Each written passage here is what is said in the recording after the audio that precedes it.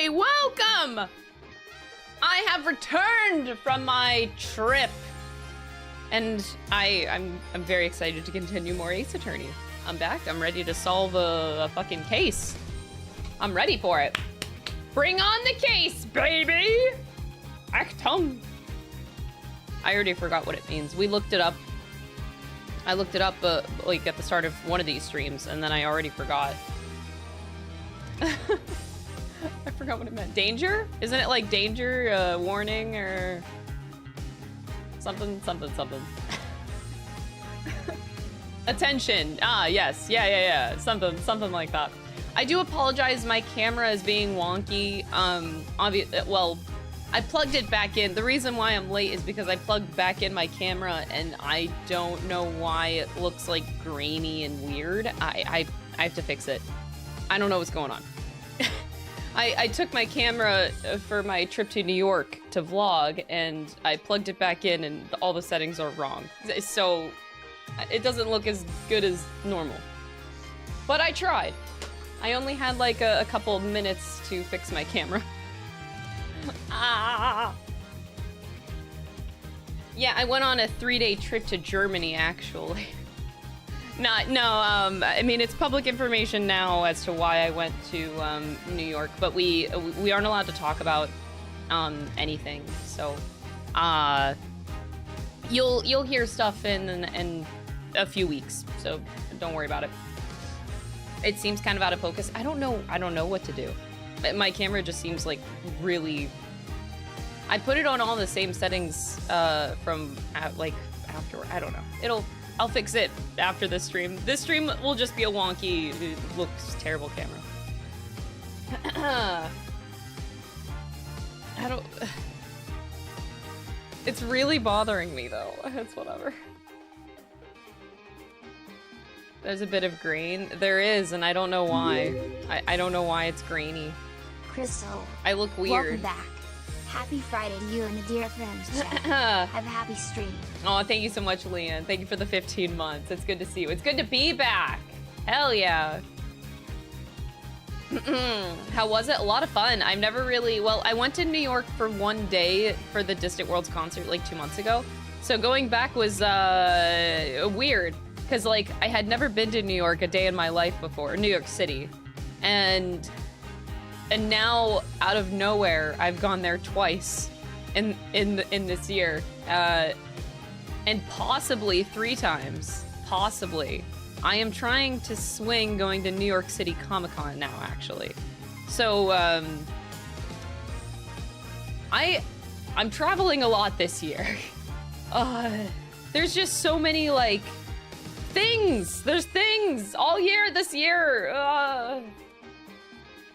There's a lot going on this year. Grain adds to the character. I guess, if you want to say that. I don't know what in the setting could be causing the grain. Like, I usually always use manual exposure whenever I use my camera, and I put all my settings back to how they were, so I really don't know. I don't know what's causing it. Unplugging and plugging it back in. Yeah, I did try that 3 times. But yeah, so like I had New York pizza. I did have pizza. That was good. But I think that definitely the highlight of this whole thing was actually getting to meet so many friends. I'm sure you guys saw the pictures, or if you didn't, got to meet Hannah and Frankie. Oh my god, I could tell that story. There's only so much I could talk about, but I can tell those stories. So I was in the hotel lobby area, which is like it's like a bar lobby, whatever. So I was hanging in there waiting for them to show up. And then I see them go through the door. And I see Hannah and Frankie together, and they were with Roomby. I didn't know Roomby very well at the time. I had only just found her like 2 weeks ago, so that's new to me. But all the 3 of them were together, and I saw them from afar, and they didn't know I was staring at them for like a good 2 minutes. I was just staring. Like I was I was really creepy. They walked through the door. They walked through the door and I was standing like maybe 50, 60 feet away. And I'm staring at them like my jaw drops and I'm like, ah! I was so excited to see them in person. I was just like my jaw, and I'm just like staring at them. Meanwhile, the guys I was with before they walked in, I was with Mr. Happy, I was with Nico B, and I was with Gnarly. The four of us were hanging out together. And then Mr. Happy, whenever he sees me like this, he's like, go say hi to them. He's like trying to push my shoulder. He's like, go say hi. And then Nico is on my other shoulder. He's like, go say hi. Like the both of them. Mr. Happy and Nico are like, go, go, go, go. and then I'm like, I can't do it. I was like starstruck or something. I don't know. Like I was afraid to go up to them. So like, and then Mr. Happy like waves him down and is like, hey, Frankie, Hannah. And I'm like, Happy, shut up. And then Nico then pushes me. And I'm like, okay, I'll go. And then it was amazing because then they saw me and I was really embarrassed after that because yeah, that was so, I didn't know what to do in the moment of like seeing them. You know, when you talk to somebody online for so long, all these years, and then you don't know what to do when you meet the person in real life. Like, it was very, it was very wholesome. So I was very excited. Shout out to Happy and Nico for literally pushing me in their direction. It was a time. Yeah. So anyway, the whole night we chatted away. I got to know Room B. She was very, very nice. And then I just met so many people. In person, be like, who the fuck are you? No, I recognized Hannah and Frankie immediately. It was like I had met them before. It was really weird. So yeah, I meeting friends was like definitely the highlight. And then getting to meet David Cast, I recognized him. I only knew about, I don't know if you guys know Aru and Games Cage. I didn't really know their content too well beforehand. I only found Aru on Twitter like a few weeks ago, same as Roomby. So I didn't really know. But yeah, got to hang out with them and go out to dinner. It was really nice. It's always nice to go to these events and just like meet a bunch of creators, especially ones that I like follow and have known for a long time. Like it's just really, really bittersweet to get to meet a lot of people. A fan recognized me in New York City in Times Square, which I thought was wild. I didn't expect to get noticed in Times Square. Fidel and Aru, yes. So we hung out a lot, actually. That was very, very nice. And then one person I didn't expect to meet at all was Afro Senju. I've been following his YouTube channel for like a few years, and he just like Aru and Fidel like invited him to dinner and he just showed up and I'm like, what? That was wild. Dude was so chill and so nice. It was honestly like, I don't think I met anybody that was like mean or it didn't give like good vibes or anything. Just everyone was just so nice to me.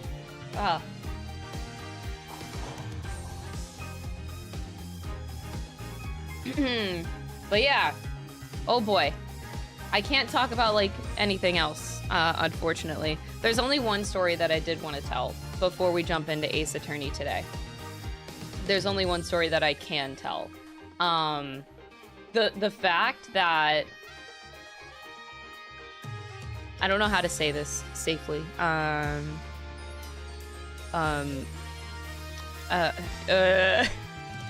So apparently I was supposed to get told prior to going to the event that the devs wanted to talk to me. And I like shat my pants.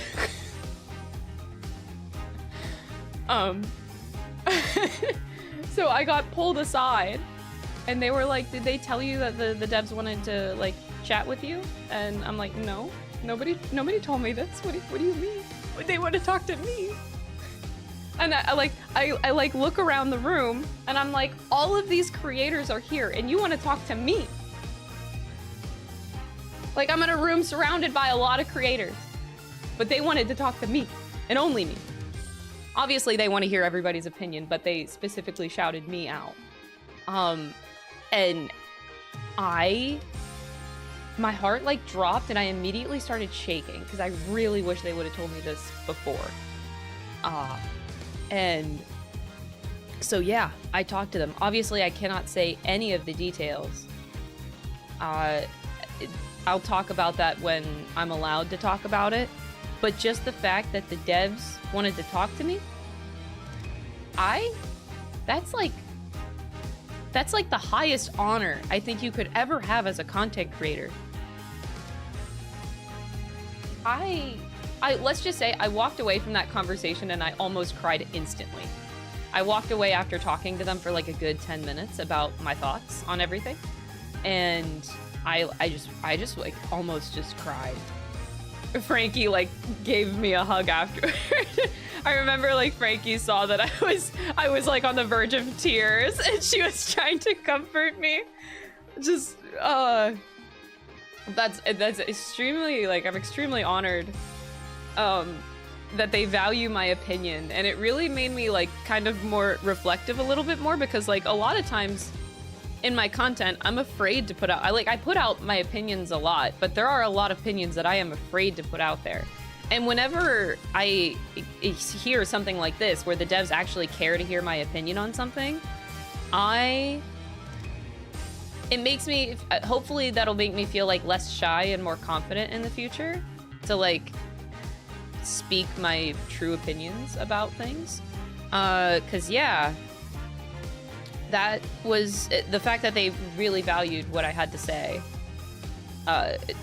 Was crazy to think about. They wanted to talk to me specifically about my opinions, and I'm like, okay, so they value my opinion. That's great. That's great. This is great. It's also like kind of terrifying, but like, yeah.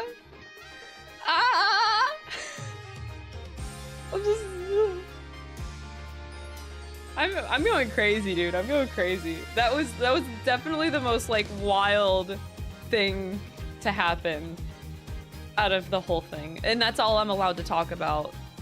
I can't say any details, but I could just say that much. I'll definitely, whenever I'm allowed to, I'll talk about everything. That's it'll happen eventually. So yeah, it is the metaphor event. I'm allowed to say it's the metaphor event because we were allowed to post that on Twitter, but yeah, besides that, I can't say. And what a time to be back for LOL. I'm also playing through the Apollo Justice Trilogy ADM. Oh, thank you so much for the 3 months. I really appreciate it, Viv. And also Chado, thank you so much for the 13-month resub. I really appreciate that. Needless to say, thank you guys so much for watching my streams and my videos. Because if it wasn't for you guys, I wouldn't be here and have these opportunities and have the devs notice me like that.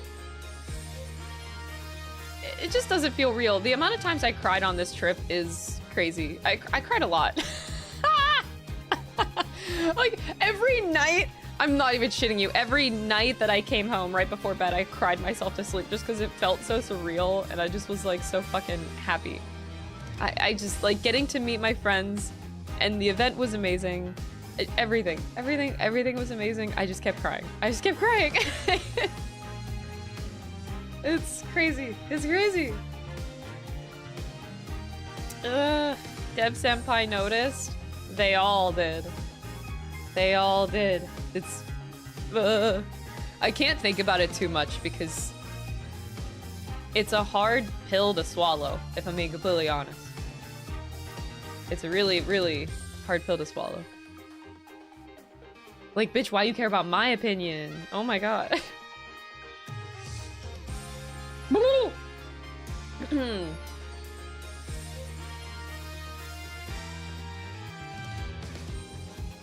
Just crazy. Anyway, Ace Attorney.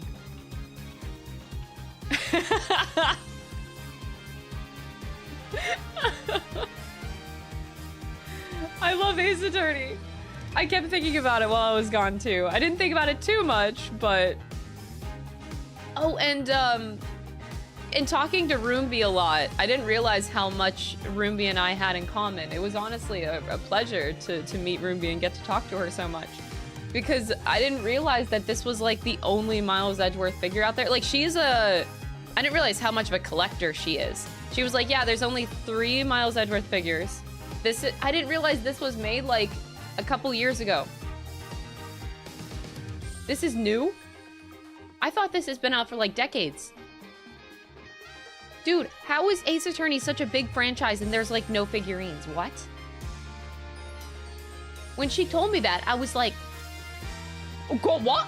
She showed me the other 2 figurines and they look like ass and you can't even get them anymore. And this is literally the only one in existence. And I'm like, why aren't they making more? What is wrong with Capcom? What are they doing? Make goddamn figurines of Miles Edgeworth and like Sholmes. There's no Sholmes figure. What are you doing? I feel like these franchises are big enough to warrant a fucking figurines. Like, come on. It only got big recently? Really? I find it hard to believe because like I grew up, like I have always known about Ace Attorney growing up. It has always been considered like a classic video game. I didn't get to play it until recently, but I grew up knowing about Ace Attorney. Like I feel like most people in my circles knew about the game at least. I don't understand.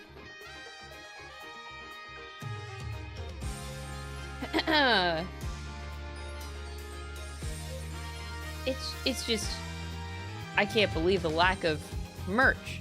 Well, figurines in particular. This is wild to me that this just came out a few years ago.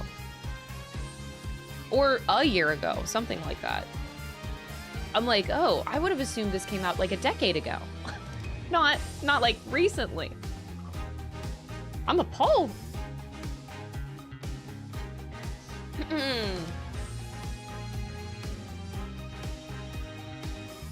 Oh, when the OG Trilogy came out to modern consoles? What? I forget when that happened. But yeah, I guess now they're really getting an uptick, which good for them. Ace Attorney 7 when?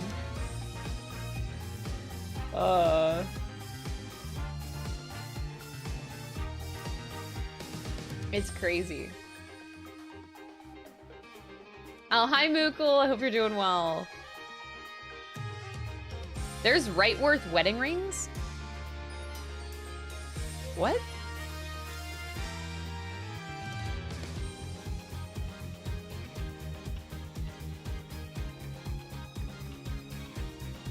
Dang.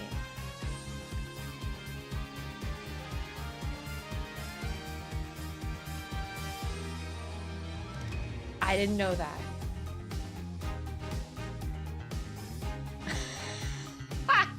I don't know. Sorry, my brain pooped. I like had to think about that, like why they did that. Oh, okay. Got it. Got it.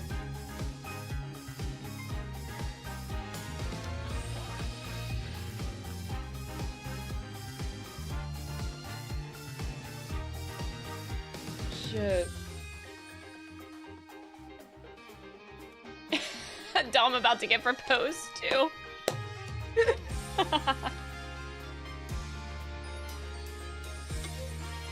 Matching rings.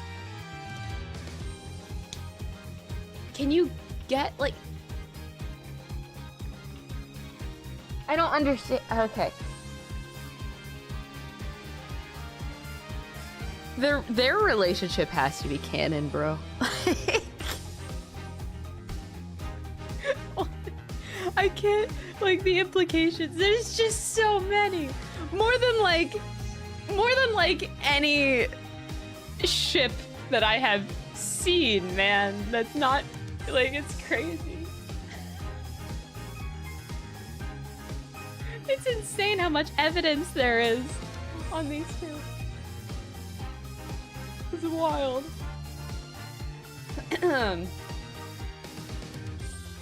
Oh.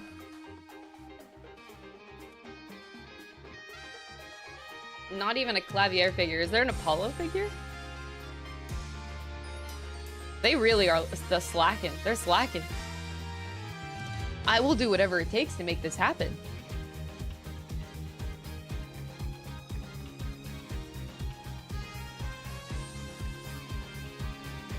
Damn. Ace 37 is the process of legalizing gay marriage so that Phoenix and Miles can be official.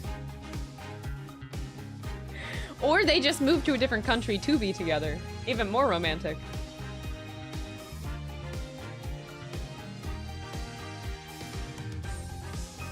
This is great. This is the best day. I'm finding out so many things.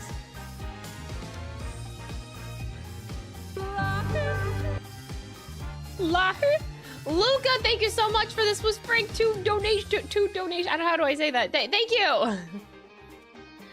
Disgusting screeching. Clavier! Oh my god! Don't worry, we're gonna see him very, very soon. I'm gonna get started here.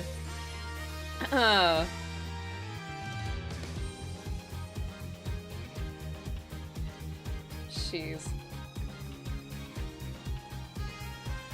There's so much evidence. That's crazy. See, like, here's the thing. There is so much evidence of them loving each other that, like, even if you don't ship them, you literally can't deny it. You like, it's impossible to deny. I don't care if you just don't ship them at all. That's fine. But you can't deny how much evidence there is. It's crazy.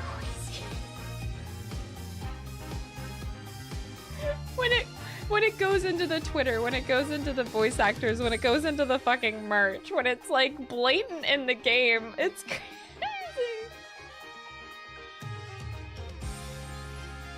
Thank you. Yeah, you're not a Wrightworth shipper, but you saw the evidence.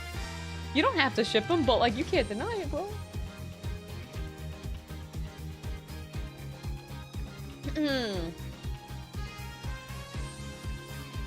Speaking of Ace Train, did you know that in 14, the main gate in Gridania is called the Blue Badger Gate?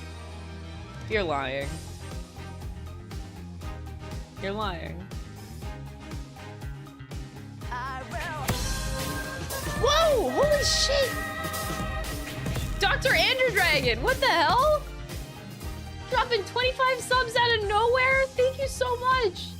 No, it's real? Oh my god. I never noticed that. I've been playing 14 all these years. Bro. Sorry? Thank you so much. 25 gifted subs, Jesus! What a giga chad! Thank you. Hold it! Oh my god, and 20 membership gifted from Luca Puka on YouTube! Hold it! What? Hold it! Diane noticed it yesterday? Wait, Diane started playing Final Fantasy XIV. Diane, you did not. Hold it! I didn't know about this. Hold it! Hold it! Hold it! Hold it!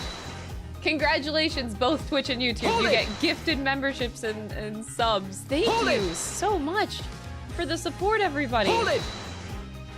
Everything that's been happening this year, I've been feeling like I feel like I'm living in a fantasy world right now. Nothing feels real. Hold it! Thank you so much. Hold it! We're making a mod static soon. Apparently. Hold it! Apparently we are. Hold it! God damn. I failed as an Ace Attorney fan. You never noticed the gate? Well, to be fair, I only knew about the Blue Badger starting like 2 months ago. So I get an excuse, okay? All right. Are we ready to start playing for the day? We're gonna finish case 3. It shouldn't take us long because we're on like the last string of doing case 3. Dude, my camera is so grainy. It looks like shit, dude. Please ignore how bad my camera looks today. Holy. I will fix it for tomorrow. I don't understand how it can be so bad right now. Like, how? How? Actually, how are you so bad? Anyway.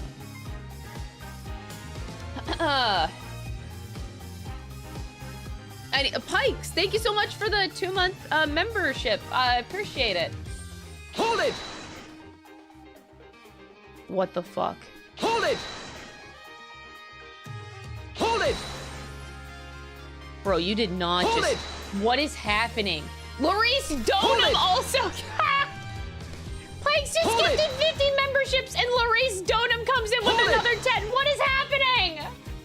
Hold it! Hold it!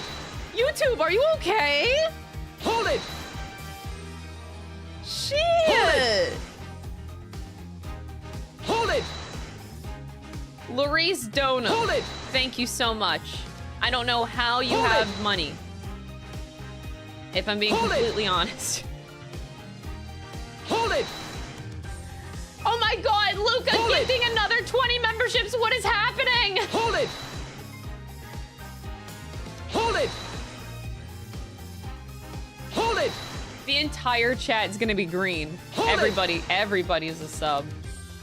Hold it! Holy Hold it! shit. Well, Hold it! as these alerts go, thank you guys Hold it! so much. Like, this is insane. Hold it! This is insane. This is insane. Hold it! Hold it! Where we left off, Hold it! last stream, we should be on like Hold the it! last testimony because now we got the detective Hold in it! here. I already forgot his name. The detective Shark Boy Hold it! Dickhead. He is gonna Hold it! testify. So we got him out Hold it! onto the stand. So this should be the final Hold it! leg of this case. Hold it! Wait, Hold it! Luca, you're not even a member on YouTube? You Hold gifted it! a total of 40 memberships and you didn't Hold it! even, like, become Hold a it! member yourself? Hold it! Bro? Hold it! Hold it! When I see people do that, like, it literally baffles Hold it! me. It blows my mind that you can, Hold it! like, gift subs before Hold it! subbing yourself. Hold it! Wild. Hold it! So Hold it! Hold it! yeah, Shark Boy. Shark Boy Dickhead is the detective's Hold it! name. Because I forgot his name. Hold it! But yeah, so Hold it! we know that he did it. We just gotta like get him out Hold on it! it. So we're on the last leg Hold here. it! Patron of Hold it! Dragons, thank you for becoming a member on YouTube. I really appreciate it. Damn, y'all. I'm incredibly Hold it! humbled and honored. Thank you so much for Hold the it! support. Holy shit. I very, Hold it! very much appreciate it. I'm glad that you guys are enjoying the Hold it! streams a lot. It really does mean a lot to me. Hold it! Hold it! I think he wants Hold it! us to hold it. I could mute the alerts. Hold it! I forgot that on YouTube I don't have like a sub Hold bomb it! like alert like I do on Twitch, so that this doesn't Hold it! happen. I need to fix that. Hold it! Actually, let me mark that down. Hold it! Fix Hold it! memberships Hold it! alerts. Hold it! Because I don't want to keep annoying you guys. Hold it! Hold it! Hold it! What is ours currency? Hold it! Ours? Hold it! Hold it! What is this? Hold it! Argentine pesos. Hold it!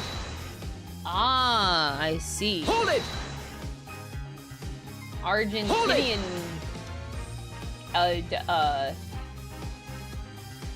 currency. I'm learning a lot today. Oh no! Wait, I lost my Twitch chat. Oh, we got through the alerts! Hey! Thank you so much again for the gift bombs. Very much appreciated. So you said YouTube is silly and won't let me get a membership myself, so I decide to give it to others. Wait, why is it not letting you? What? How? What? That's crazy. I can't believe Larry moved to Argentina. That's crazy. Where will this man go to get a whammon?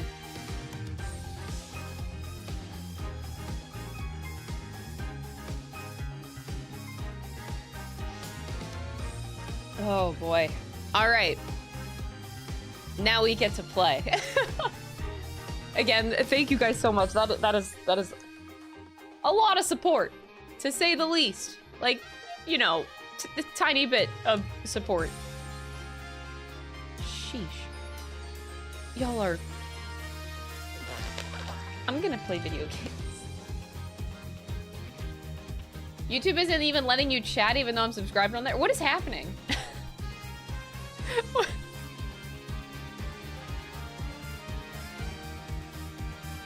I don't know if you can gift like specific memberships on YouTube, like you could on, like you can on Twitch.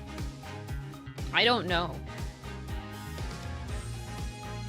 Today's your birthday! Happy birthday! I hope you have a damn awesome day. You can't? Oh, that's really stupid.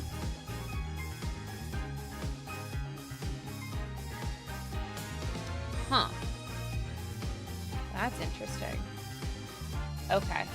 All right. That being said, let's jump into it for the day, friends. So let's finish case 3.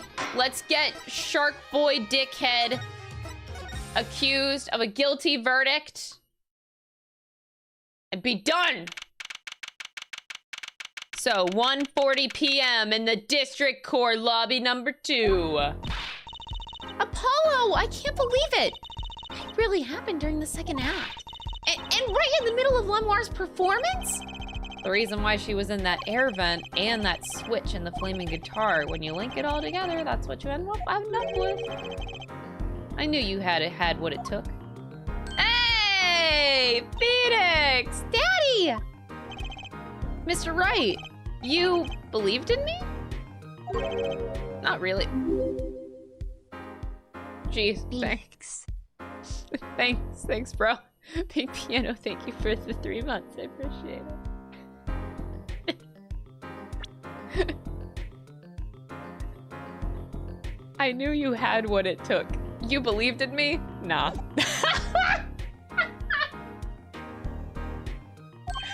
Huh? I just thought that'd make a cooler entrance and say hiya. He didn't. Bro. Why do I even bother hoping? Where have you been lately, Daddy? You haven't been coming to the office at all. Ah, sorry about that, Trucy. I'm on a secret mission. Secret? You mean like you're undercover? Like Mr. Lettuce or only shorter and not as well dressed. Wow. Apollo. I think he was hurt by Phoenix's comment. You know, he just had to give a little jab. Oh no, what if you're shot too, Daddy? Would I do a thing like that to you? Anyway, I'm off for a while again. What? Huh? You're leaving. Oh, one thing before I go. Don't... Why the endless ... Good luck. That's it. What? Bro, what does that mean? Right. Hello, I cannot handle all these ellipses. Whoa. It keeps going! Is that all you came to say? I think you have things pretty much under control. Okay. You'll get Machitobe off the hook, no doubt. Why do you know about everything that's going on? Yeah, but you're after that detective, aren't you? Daryan Crescent. Oh, that's his name. It won't be easy proving that he did it. Especially not under the current court system. Yeah, I guess that's what he's doing, right? The current court system. What did Prosecutor Gavin say during the trial? Your case is based on one fragile assumption. Namely, that our diva divine is telling the truth.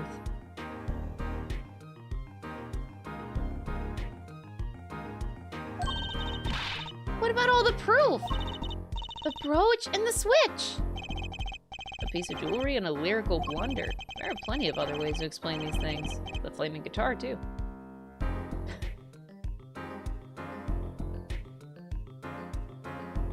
So obviously this case is related to whatever he's doing, because, I guess that would make sense.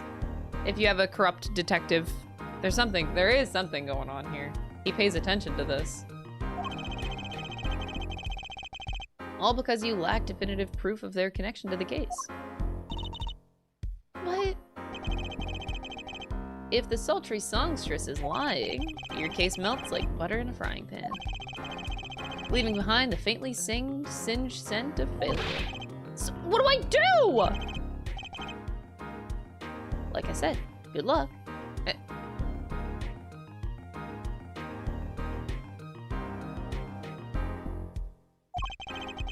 And be aware that it will be impossible to prove his guilt by conventional methods.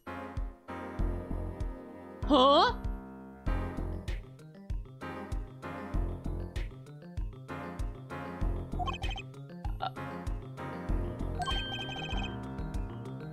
Oh, that reminds me. I have something to give you from our detective friend. Detective Sky? Emma! Let's see, this bag of snacks here was meant for me. And here it is. What am I looking at? Luca! You were able to get a membership! There you go! What are those, Daddy? They don't look like very good snacking material. They were found at the scene. Analysis of the fragments revealed traces of gunpowder.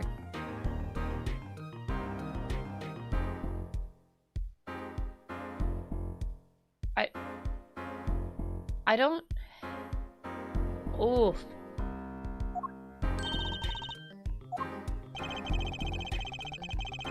Gunpowder. Probably a firecracker or something similar, like the ones kids are into these days. These fragments were found under the sofa at the scene of the crime, actually. Under the sofa. Hey, Apollo! That's where we found that little device thingy! Right. This. Finally, some evidence that makes sense. Does it?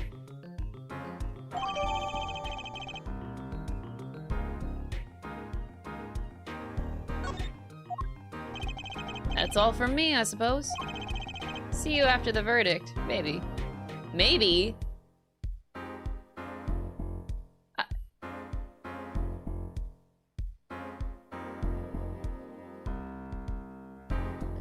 I feel like every time Phoenix talks, my level of confusion amplifies by like 50 times.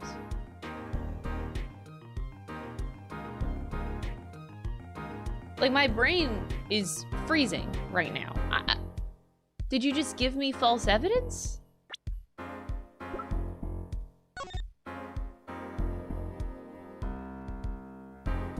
I mentioned... Ugh, no, I don't want to believe that. I mentioned before that, like, I genuinely don't think that those allegations are real. Like, like, he is the only person that is saying that.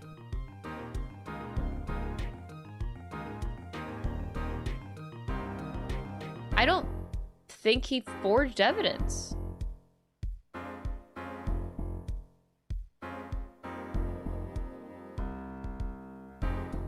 Ugh, I don't know what to think. Phoenix is confusing. So you think that this was some kind of firecracker? Yeah, or one of those noisemakers like you shoot off at New Year's. Did you know that in China they use firecrackers on New Year's to scare off evil? So it's kind of the same thing. Really? I had no idea. Well, did you know this? It takes more than 500 peanuts to make one 12-ounce jar of peanut butter. At least my useless fact had something to do with the evidence. Less than 3. Less than 3, Legion. Thank you so much for the 3-month resub. I appreciate it. All right, since it has been 3 days since I played, let me review the case. So we learned that it is, well, obviously it was meant to be that way to be a diversion. We still have the investigation request. I don't think this is any of this is relevant anymore. The mixing board is going to be used to get on to Detective Shark Boy Dickhead because he fucked up. The key ring is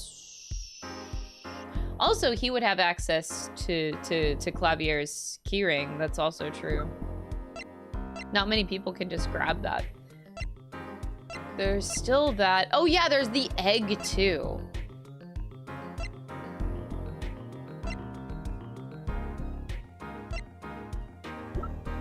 Egg.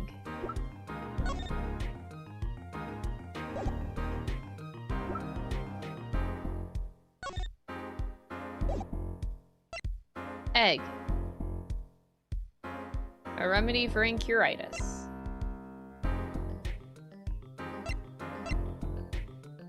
Phoenix, don't leave. The only reason that Phoenix is allowed to leave right now if it's to go see Miles. But JK, Miles ain't here.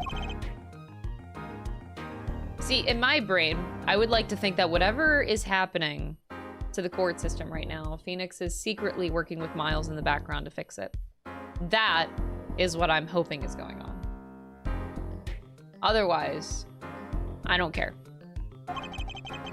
Every man has an igniter inside of him.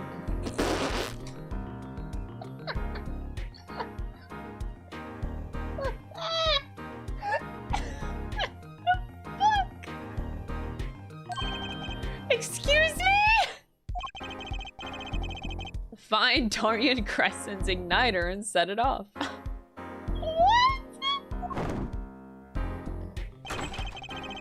And he walked out the door just like a magician, normally. What does he want us to do? No conventional methods. What does that mean? Guess we're just gonna have to take his advice and hope it makes sense when the time comes. We're almost at the finish line. Hang in there, Trucy.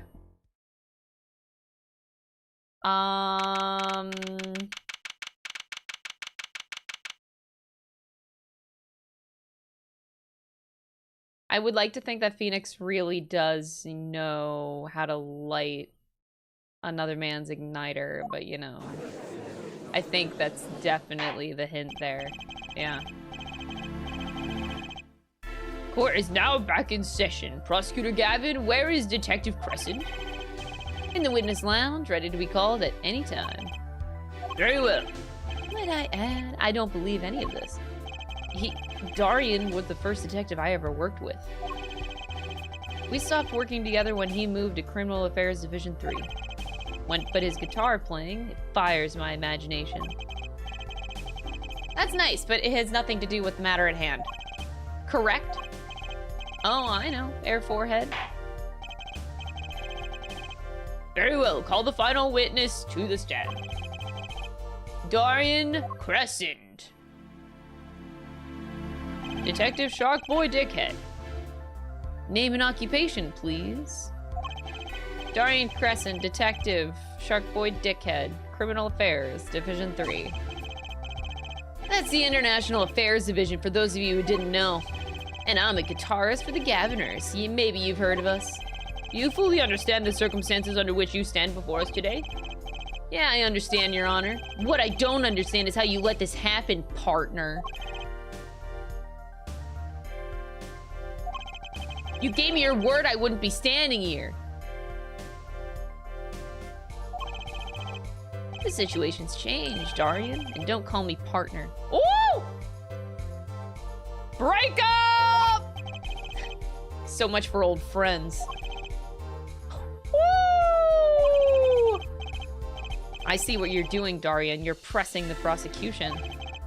Your Honor, if we could begin the trial. It's high time we did. Let's hear your testimony. You may begin with your response to Lamoire's testimony, if in fact you have anything to say about it. Oh, I got plenty to say. Lying must be a national pastime in Virginia. And wherever you're from, Mr. Justice. Wow. Conventional methods are out the window, huh? Here goes nothing.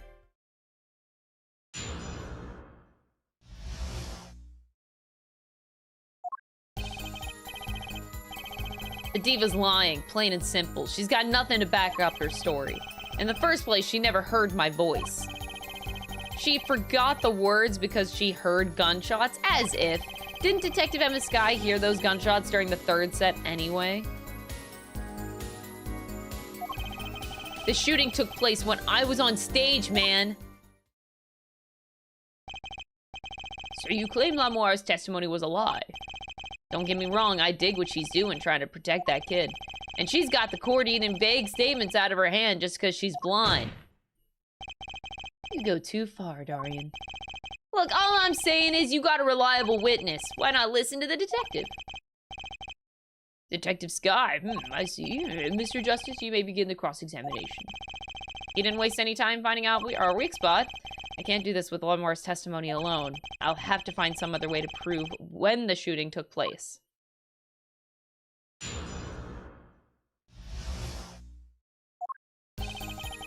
Oh boy. Here we go. Wish me luck. You don't have any proof that she was lying. Oh yeah, kid, you say I lied? I'm just saying... Apollo, glare back at him! I couldn't help it, I flinched by reflex. Detective Crescent! Yeah, what do you want? Nothing. Apollo, chin up, back straight! You're wilting! This guy's hard as nails. He makes walking look downright cooperative. Look, there's no way the diva remembers my voice. Hold it! Oh boy. You never talked to her even though you were playing in the same concert? Not a word as far as I can recall. But weren't there planning sessions or something? Gavin took care of all that himself. Daryan wasn't involved in any of the meetings with her. As if you can just go around remembering everyone's voice like that anyway. Only an idiot would believe that. Lamoire's hearing is very sensitive. She could remember him if she heard him. I'm sure of it. I just can't prove it. And I need proof. Hold it! We know that she missed the words. The mixing board proved it. Oh yeah, there was a mistake, but blaming it on gunshots is just a lame excuse. What do you mean? The mixing board proves what? Proves that there was a mistake in the song, a miscue. So she just flubbed it up big time, that's all. She spins the story about a gunshot to protect the kid and cover for her own goof. Man, I'd have to hand it to her if she wasn't sticking it to me at the same time. Daryan, watch what you say. Lamoire is an artist. She just flubbed it up. There's no small accusation for a performer of her caliber. She got to you too, alright. I can see it in your eyes. Damn, bro. This breakup is insane. I tell you, most of her stuff is so pretentious, it's way over my head. I'm detecting a rift in the Gavinners' ranks. She's too close to the defendant. Her testimony can't be trusted. You ask me, I'd go with Detective Skye's story at the drop of a pick.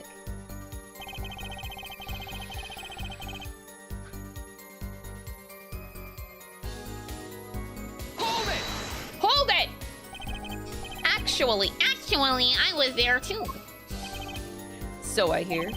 Which means you heard them too, right? The gunshots? Yes. We heard gunshots. Neither I nor Emma actually saw the shooting, mind you.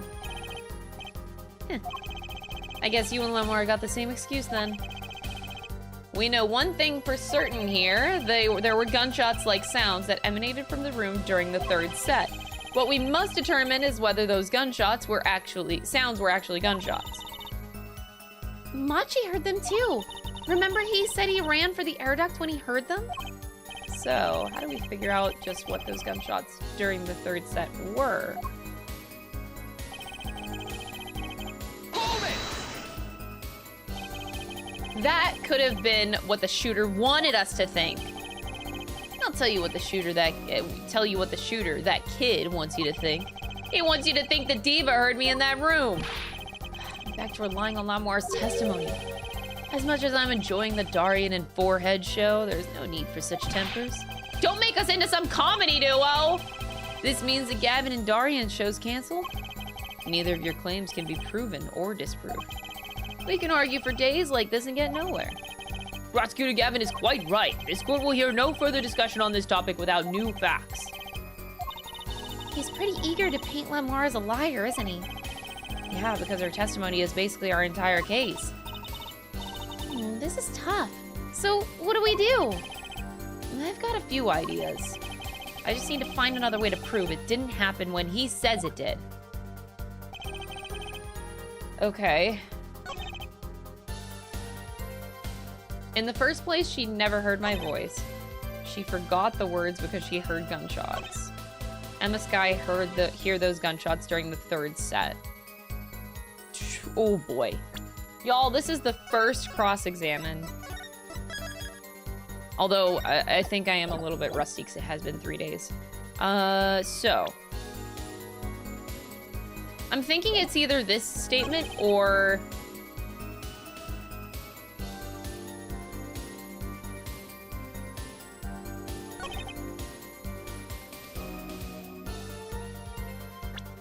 What does this say again?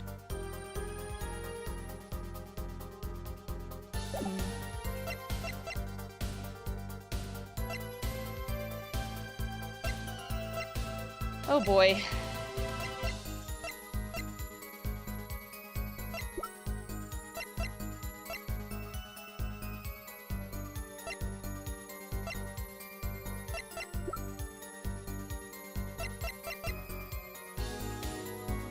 I mean, I only have this new thing.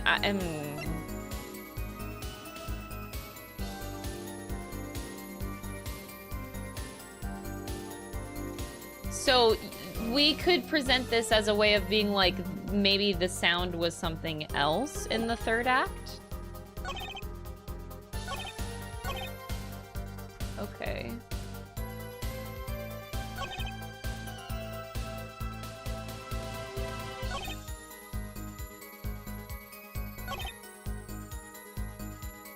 Okay, this is the only idea I have. Objection! Thank God. Some things were found at the crime scene after yesterday's trial. The first was this small device. That's the remote triggering igniter. Correct. And one more thing. The remains of something burnt? Not another guitar, I hope. Traces of gunpowder were found on these fragments. We have a report that it was something like a firecracker. Eh? How did Gavin know about that? Huh? You think Detective Sky works for you? I received this report this morning before coming here. That's when I made my decision, actually. You had it and you had this information in the first half? Wait.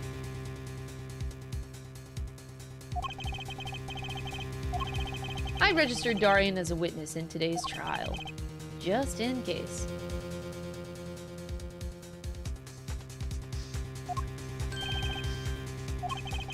This raises another possibility. Those gunshot-like sounds during the third set could have been 2 firecrackers rigged to go off by remote control.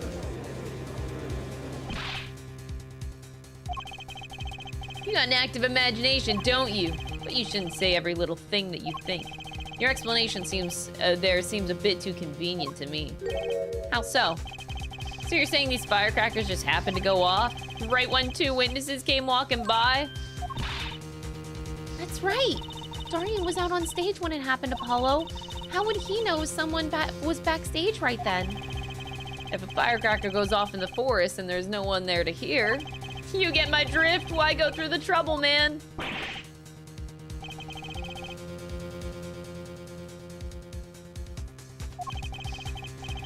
He may not look it, but Daryan is a gifted detective. But he... If I recall... Emma was assigned to security there by Clavier after he had a lot of mishaps happen to him that day. Like, he was having a bad fucking day. Or was it that day, or was it the day before? I think it was that day. Yeah, because he lost his keys. Everything was going wrong for him that day, and then he called for security, and that was Emma. So she was supposed to be there. And Daryan would know that, too. Although, yeah, that might have been like a later plan once he knew that the security detail was put there. I'm just... He may not look it, but Daryan is a gifted detective. Show any weakness and he's sure to find it. He may not look it, partner. Gee, thanks, man. That reminds me. I happened to pass through that very hallway several times that day myself. And I saw something odd there just before the third set. A headset, the kind all the band and staff members were wearing.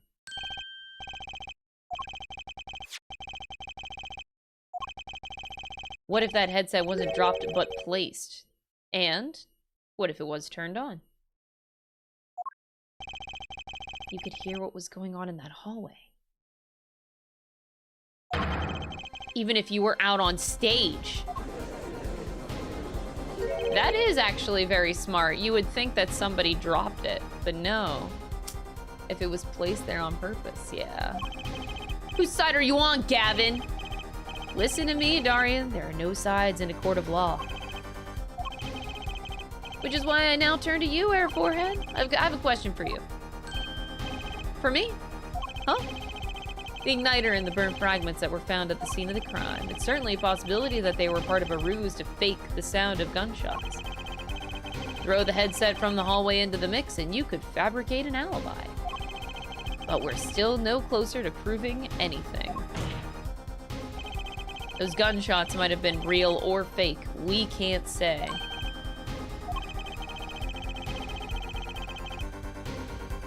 This is weird. This situation just turned to Clavier working with me to take down Daryan. That's what he's implying here. He's frustrated. You've raised the possibility that the shots heard during the third set were faked. Now you need to prove that the other half of the case. Look, I'll just tell him. He wants you to prove the thing went down in the second act, while our little piano player was on stage. That right, Gavin? Indeed, if you can't prove that, then to continue this cross-examination would be pointless. Can you prove that the crime took place during the second set? Yeah?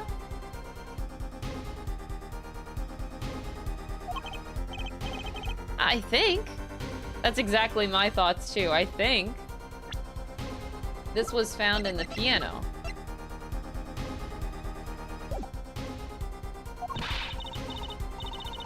You'd better know, Apollo, otherwise we're through. It can be proven! Make it sound like someone else is gonna come along and do it for you. Hi, that would be me, the player. Let's continue with the cross-examination, shall we? Your testimony, if you would, witness. This isn't gonna be easy. I need some decisive proof to pass. You ready, kid? 'Cause I am. The shooting took place during the second set. If you're so sure, let's see your proof. Hold it! But the gunshots heard during the third set could have been... what, some kind of setup? I've heard that one before. We need proof, Apollo. We need to prove that the shooting took place during the second set. Well, if you know how to do that, I'm all ears. Maybe the gunshots are the key after all. Well, Lemar said that she heard them, right? Right in the middle of her illusion when she was up above the ceiling. When she forgot the words to the song, yeah. If you can prove that the gun was shot right when she heard those lyrics, we're home free, I think. Not easy, but true. Is there some way to prove that?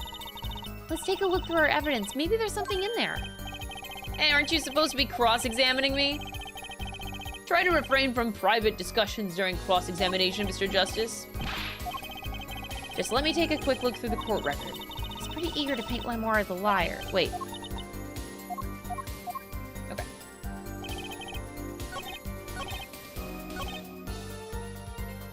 Again, we go back to Lemar's testimony on that, though.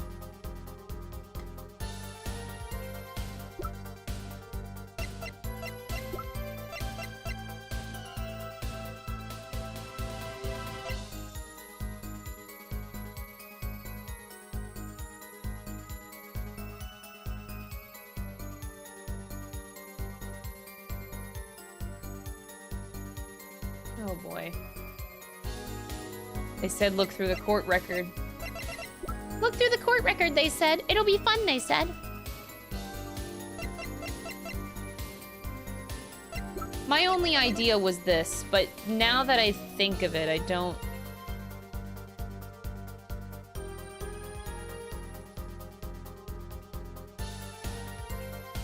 Why would we not have done that in the last testimony?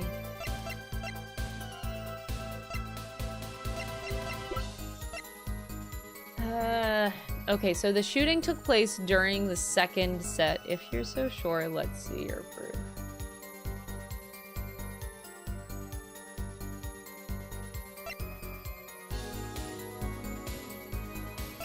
Objection! No. I did have my doubts, but I got no other ideas right now, so I had to go for it. All right.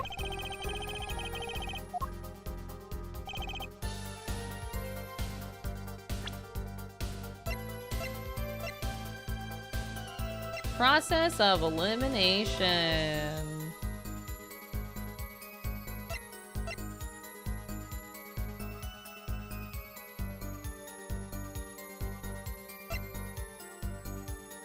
Oh my god. Ugh. So, Lemar was in... I don't want to go in the mindset of, like, going... relying on the testimony again to get me through this. Feels weird to do that when they're trying to discourage it.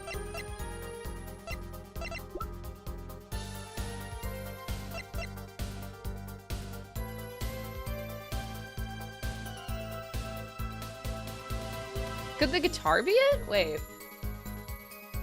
I don't know why this would be related to the shooting, though. Why did the guitar need to go on fire? Oh, it was to light up the lyrics. That was just in regards to following the lyrics, I think. I don't think there's anything more to that than that. To, like, be a part of the cover-up.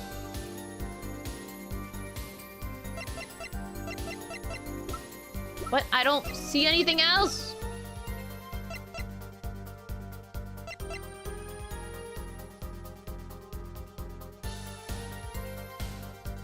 Unless I save the videotape. Oh boy. You guys want to see the videotape again?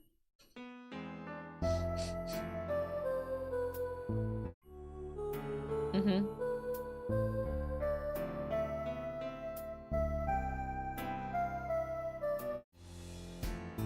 Mm-hmm.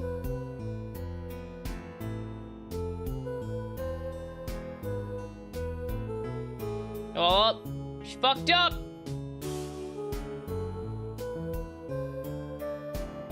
Blue Badger 2.0.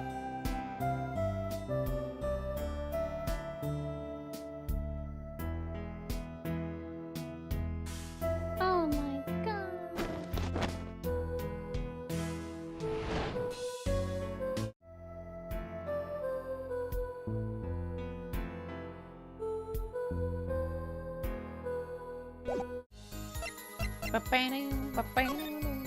There's nothing. So that's interesting. If it was placed there to know what was happening, yeah, damn, that's smart to create an alibi like that, though. Shit, I didn't think about that. So let's try...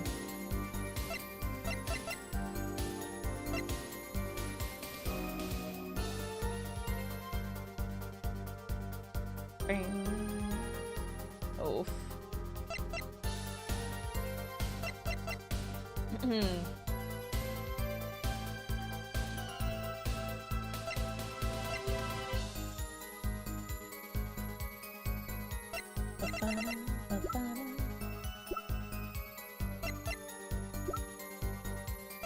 Objection!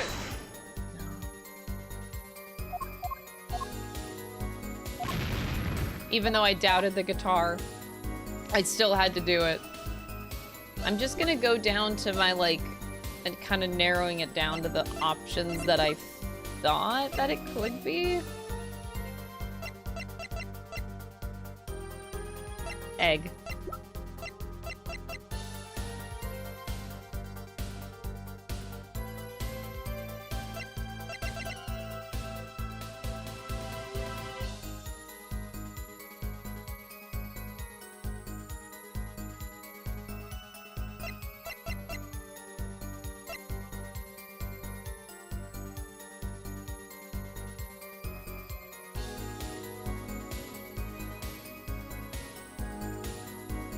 We haven't talked enough how amazing that Valiant looks in Lamoira's dress. Oh, hell yeah.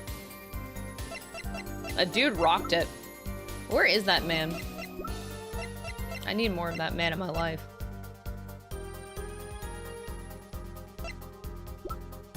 Not the keys. Ugh. I don't want to backtrack, man. But I feel like it has to be one of these things. I feel like it has to be something in this page. Not... Unless they want us to actually do the gun, but...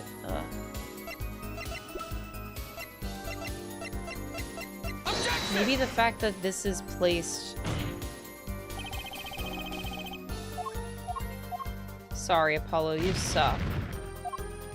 Can I offer you some evidence in these trying times, bro? Ban that guy.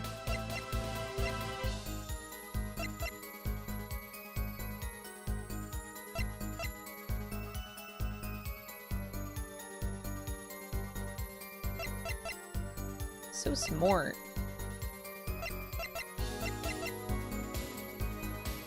No, oh my god, no! Don't actually ban someone!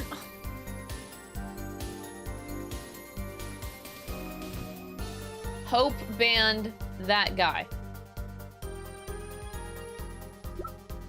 Bro. Objection!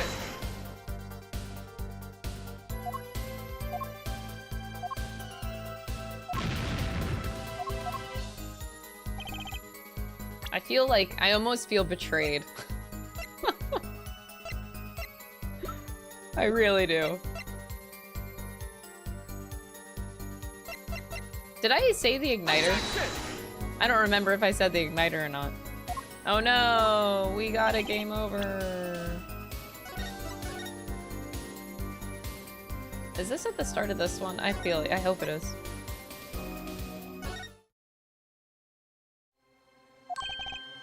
Oh, it's a little bit beforehand.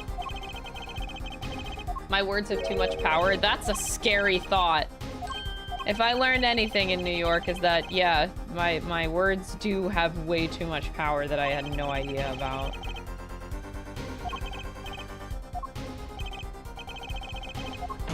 I had no idea. I'm just egging these mods on. Ban that guy. What is with the egg jokes?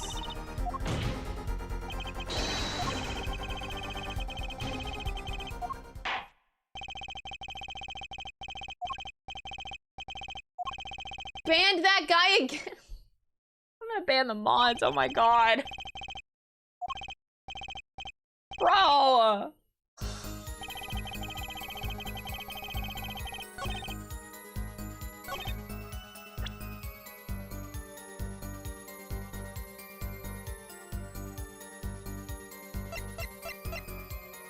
Objection! Oops, I meant to save, so I don't have to do that again. We're here to crack this case wide open. Y'all are taking this way too far. Wait, I just said load, didn't I? No, okay. I keep fucking up. Bruh.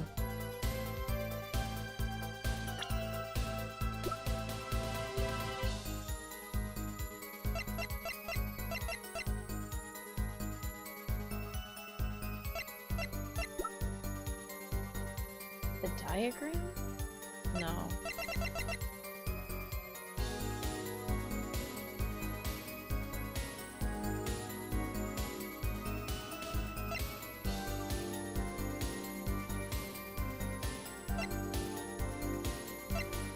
Which one? No. It's not gonna be that either. What the fuck is going on?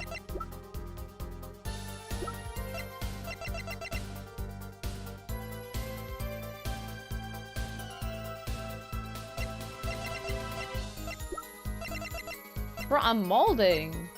I'm about to show my fucking badge.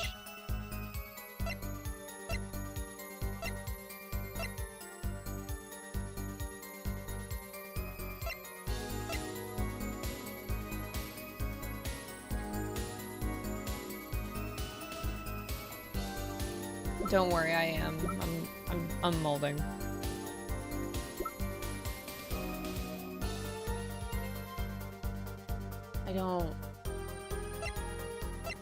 I think I'm just perplexed because it all still comes back to Lamoire's testimony.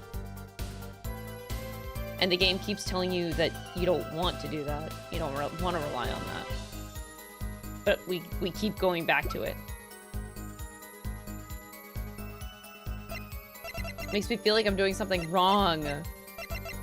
Objection! Like, I don't know what else I could possibly present here.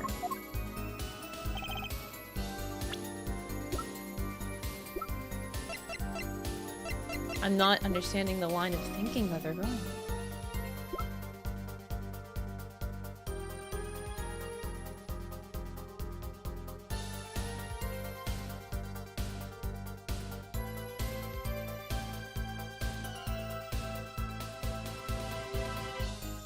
This still has yet to be relevant, actually. I figured it was gonna come up later in accusing Daryan, though.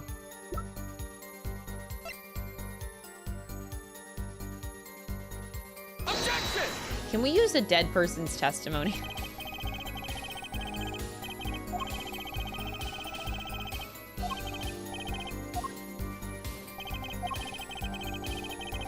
His words. I was just thinking of, like, Lettuce's dying words. They said that we can't do that, though, whenever we brought it up before. The gunshot turn during the third set could have been...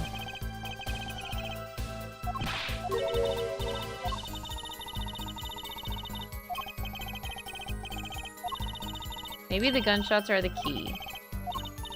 Lamoire said that she heard them right in the middle of her illusion when she was up above the ceiling. The only thing I can think of then is the actual diagram with, like, the bullet holes in the wall. Because they had to get there at some point in time.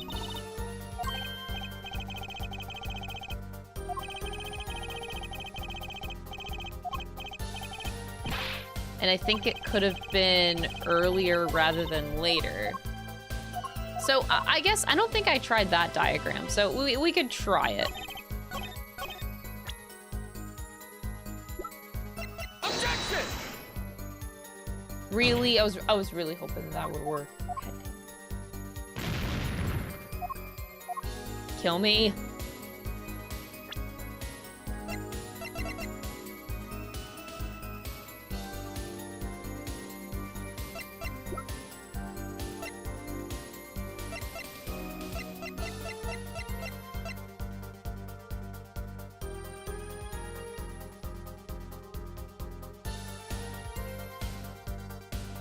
Can of molding.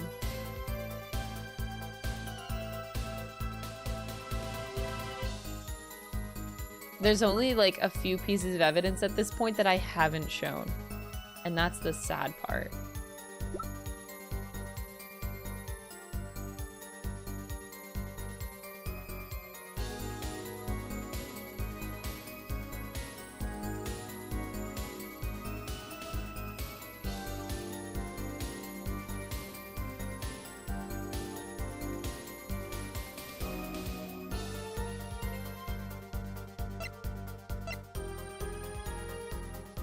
You can use the autopsy report.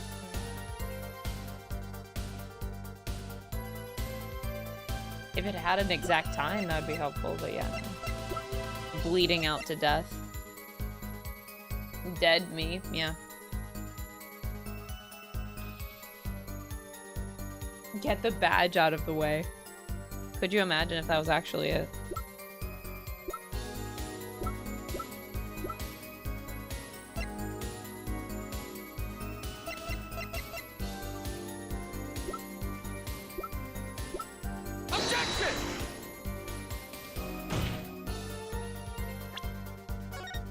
Load, load, load.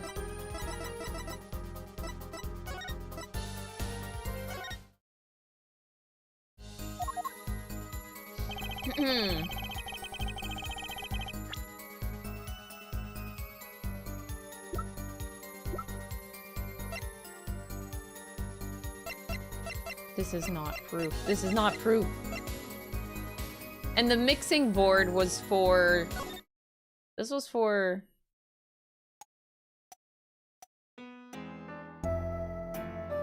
Oh.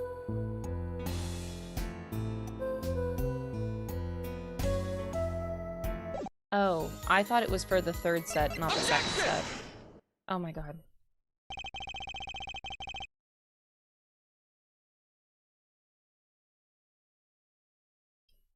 I thought the mixing board this whole time, in my head, the mixing board was for the third set, not the second. I could have gotten that right at the start if I'd remembered that.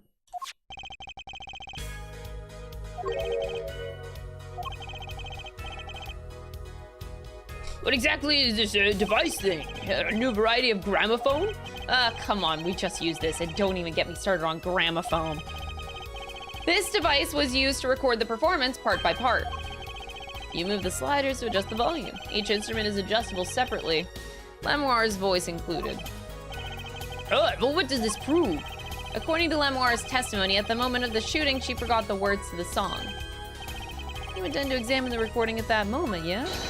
We might even hear those gunshots. Exactly. Ridiculous. Oh, he's sweating. Oh, he's sweating! How are you supposed to hear gunshots back in that dressing room out on stage? Have you forgotten, Daryan? We were all wearing these headsets. We were all deeply involved in our performance, but Lamoire's headset would have picked up what she heard all the same. Let's get to analyzing that recording right now! Lamoire stopped singing when she heard the shots fired. Oh god, oh god, oh god, oh god, oh god, oh god, save, save, save, save, save, save. Find that spot and I'll find the gunshots.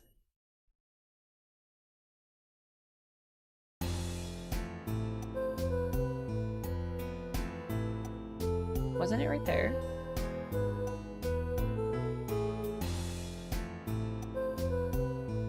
I forget if that's treasure or pleasure. Can I take a look at my court record? No, I can't. Okay, okay.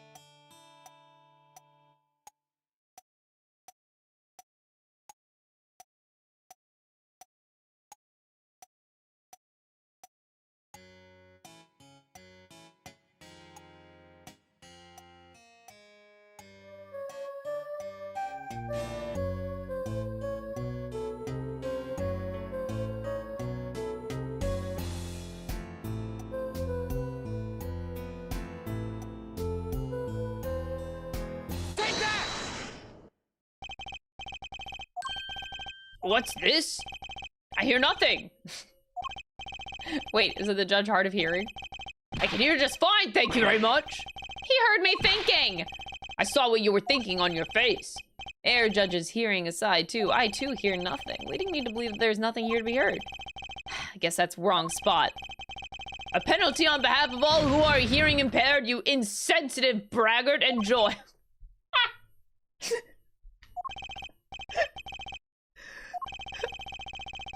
Lamar, stop saying what you heard. The shot's fired. Oh, I can look at my court record now. It is that. Sugar, sugar, pleasure, pleasure.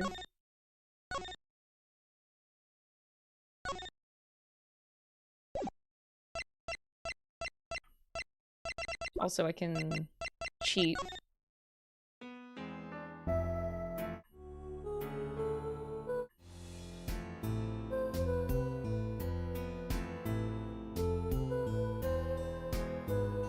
That.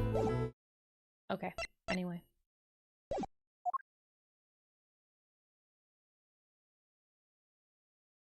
That is it.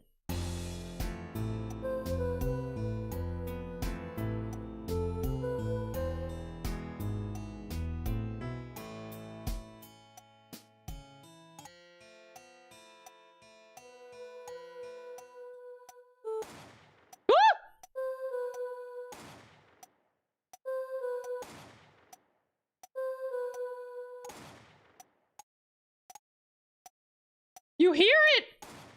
Oh!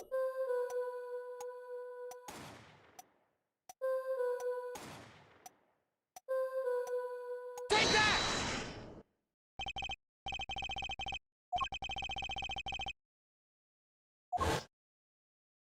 That was a very loud bang.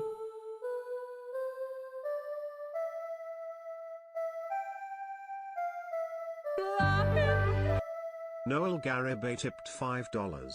Listening to Crystal mess with the mixing board is like listening to KK Slider music. Thank you for the $5 super chat, Noel. I appreciate it. It sounded like a gunshot. This has to be some kind of mistake. Oh, dang, his dick be throbbing. I believe a case has been made. Gunshots were heard during the second set, which means Lamoire's testimony was true.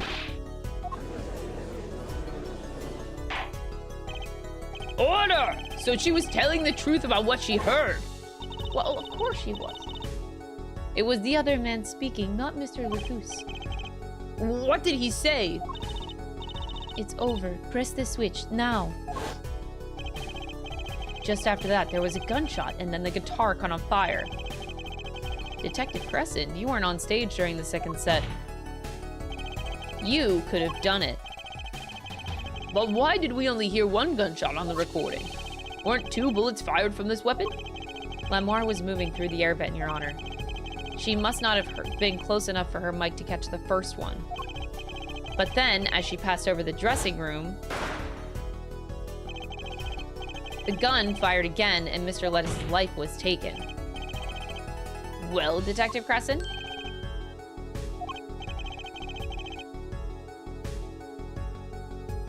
Once again, I'm reminded of something.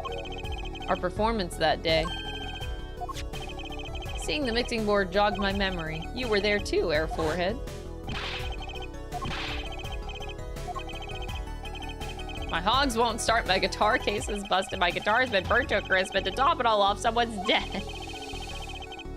Okay, this is a funny flashback though. I just love seeing Clavier just so angry. Having the worst day of his life. See, for the first time in a long time, I feel like this flashback is actually a good one. Because it actually happened so long ago, at the very beginning of the case. This is a good flashback.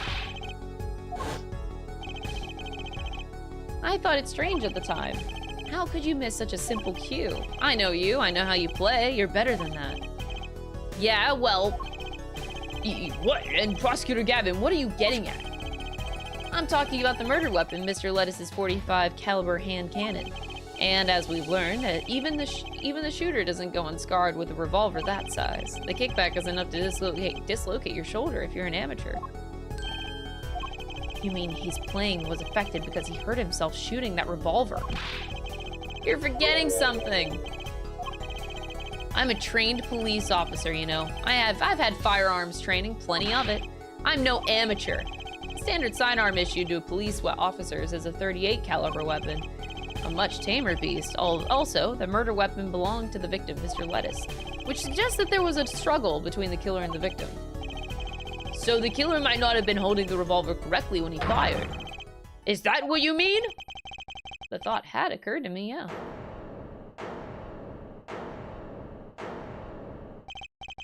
Does the witness have anything to say? Detective Crescent! What I want to know is what Mr. Sleeves rolled up ready for action has to say. Hey, you, attorney. Oh. Sleeves rolled up ready for action. Yeah, that's me. Exactly which piece of your evidence is decisive again? You got a little noise on a tape that could be anything. And you have an alleged guitar cue missed due to a .45 caliber kickback. I weep for this case, Gavin, I really do. You can line up your little weak pieces of evidence all you want. I didn't shoot that manager. And that's the obvious truth. The defense's arguments, while persuasive, are not decisive. I believe we should hear what the witness has to say in response to the case so far. Your testimony, please, Detective Crescent. Tell us your reasons why you couldn't have done it.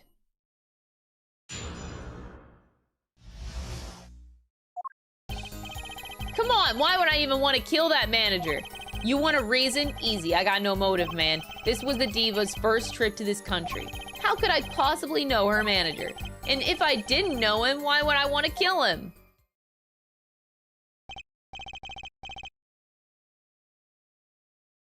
A simple reason indeed.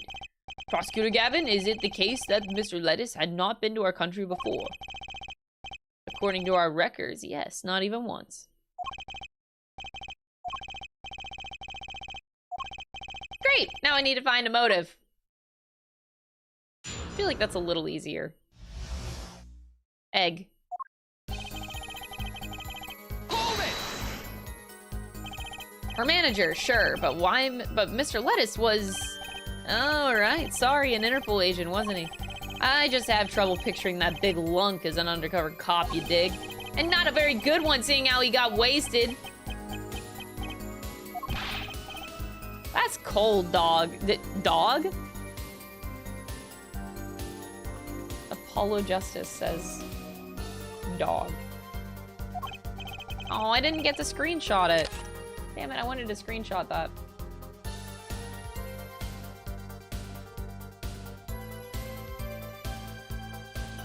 Not that it matters either way. See, I had no reason to kill the man, whatever he was. Hold it! That's the same for Machi. No motive was proven for him. Come on, he traveled around the world with that old fart. He had plenty of time to come up with a motive on his own. More than I sure did. I mean, think about it. Hold it! Daryan, you're a detective with international affairs? Yeah, what of it? Even if this was Mr. Lettuce's first trip to the country, you still could have met him prior to the concert. Or don't you take any international trips in international affairs? That's right, well, Detective Crescent. That's your game, is it? Guess I'd better confess then. Yeah, it's a bit of an embarrassment, but I've never been overseas. Oh? That is kind of embarrassing, bro. But you're in international... See, me and Plains got a difference of opinion. We don't like each other much. My condolences, Air Forehead, but he is telling the truth. He's never set foot outside the country, I can guarantee it. As it turns out, my division has plenty of work to do locally as well. That's so unfair. Hold it! So, you didn't fraternize with him at all during the concert? Fraternize? No, I don't think we exchanged a single word. As if anyone would want to talk to that old Eastern blockhead. Blockhead? Has he looked in a mirror? I'd rather have a blockhead than a dickhead. Now the ladies, that's a different matter altogether. So you see... Hold it! You sure about that? What? What? Wipe that look off your face before I do it for you. Listen, you try throwing out one of your wild accusations, I'll throw it back at you so hard you'll forget who you're accusing of what. Air forehead, perhaps it's best if you let your evidence do the talking, yeah? And what evidence? That's what I want to know. He's using this motive question as ammunition, huh? Well, I've got ammunition too. Evidence. Alright. Easy. I've got no motive, main.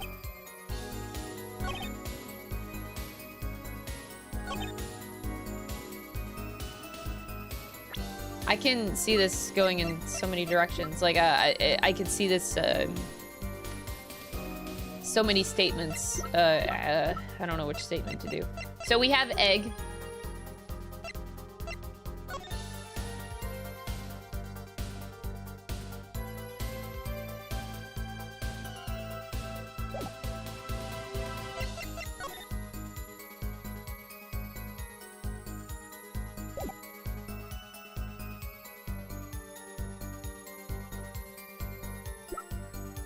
Would the newspaper help?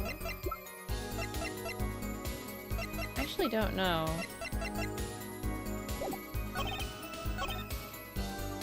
How could I possibly know her manager? But the problem with this newspaper is it happened after the case, not before.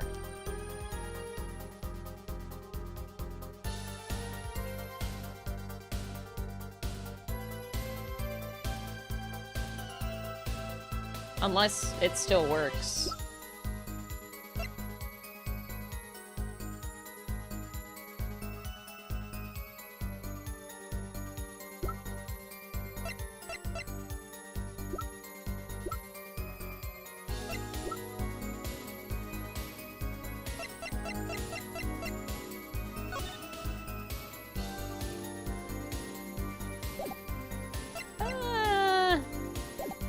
Alright, I'm gonna save, and I'm gonna do it anyway. I don't know what statement to do it on. How could I possibly know her manager?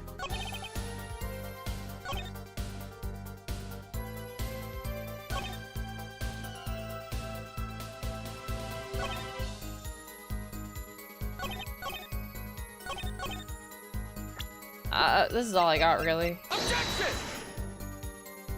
Nah, it didn't work.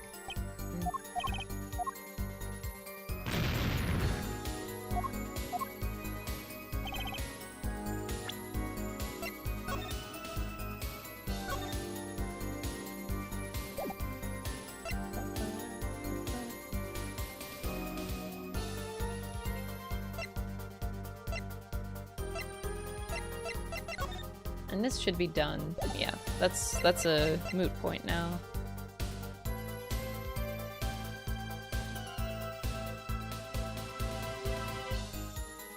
Egg.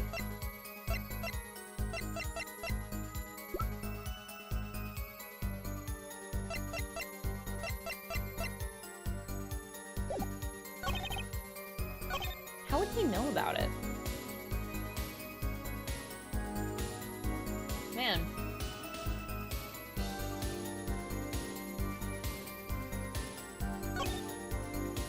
Why would I even want to kill the manager? I got no motive. This was the diva's first trip to the country. This is true. How could I possibly know the manager? If I didn't know him, why would I want to kill him?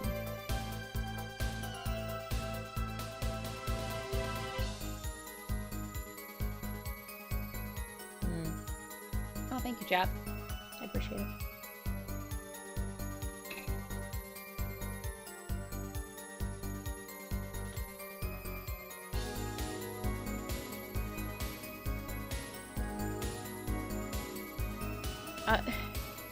I know this is related to egg.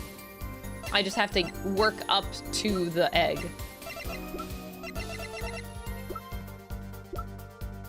The only, like, connections that we have here are...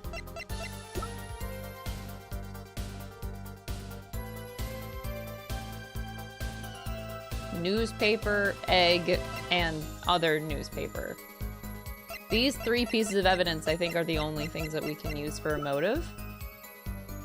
The rest kind of just don't make sense as you go down the line.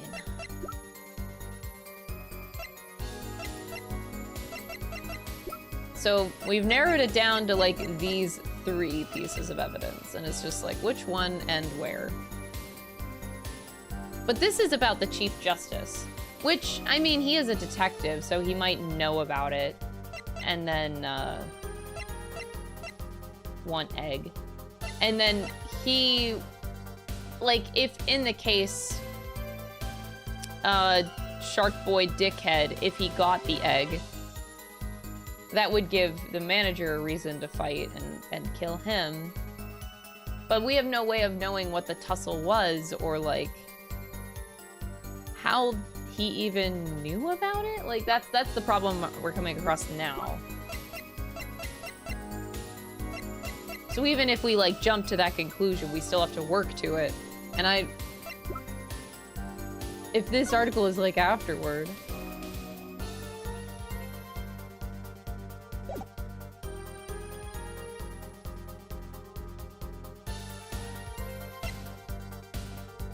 Why would I want to kill him? Because of egg.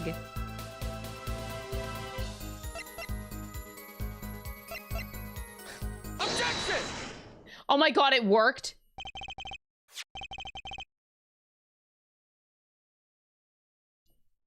I was memeing. I didn't expect that to work. I'm gonna be completely honest. That was not supposed to work. It's not. Don't lick it, please. Detective Crescent, ever seen this? Looks like a piece of candy. What it is evidence. Don't lick it before you try it. Specifically, this is a replica of a cocoon. It was found among the victim's belongings. Never seen one of that color. It is a variety only found in the Republic of Virginia. Nowhere else. What is this cocoon replica doing in the courtroom? Surely this has nothing to do with a motive for killing Mr. Latouche, does it? It does. Wait, I mean, I think it does. You don't sound so confident, man. A cocoon. It is one of those silky cocoons? The kind that you can make silk out of? Not this one. This cocoon makes a powerful curative. Apparently, it's most efficacious at treating a disease thought incurable. It is the only medicine of its kind. However, it is illegal to take one of these healing cocoons out of Virginia. Whatever for? If it's such a miraculous cure, why not share it with the world? Yeah, that's what I've been wondering. We looked into the matter at some length. Apparently, it isn't difficult at all to manufacture the remedy for the cocoon. Yet, if you change the process only slightly, you can easily make a large quantity of something else entirely. A deadly poison, in fact. There was an incident several years ago where some of these got out onto the black market. It caused quite the commotion in the global community, though the media was kept largely unaware.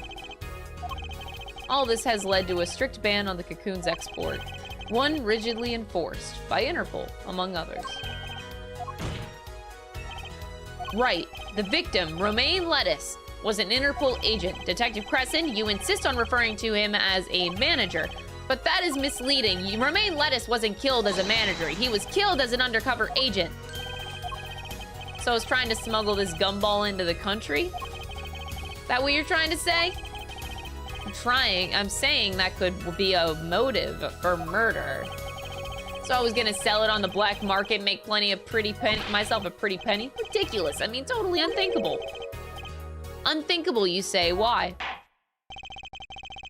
Perhaps it's time for another testimony about the smuggling of cocoons business. The judge has no fucking idea. International Affairs got a memo about these cocoons. Interpol's all hot and bothered about them. Can't sell them on the black market, too dangerous. Yeah, cocoon smuggling ain't exactly lucrative anymore. Man, I'm in International Affairs, I know the deal. You do? Interpol wanted these cocoons bad enough to send Mr. Lettuce undercover. You kids think he up the craziest things. But no way am I gonna risk life and limb just to get my hands on some dirty Cocoon money. Not the most noble of statements, but duly noted. According to the reports, these Cocoons top Interpol's list. Selling them to an underground organization would be risky. You may begin a cross-examination. This is the only motive I've got. He was up to something, and I'm going to find out what. Honestly, it is a tragedy. Imagine getting killed over an egg. International Affairs got a memo about these Cocoons.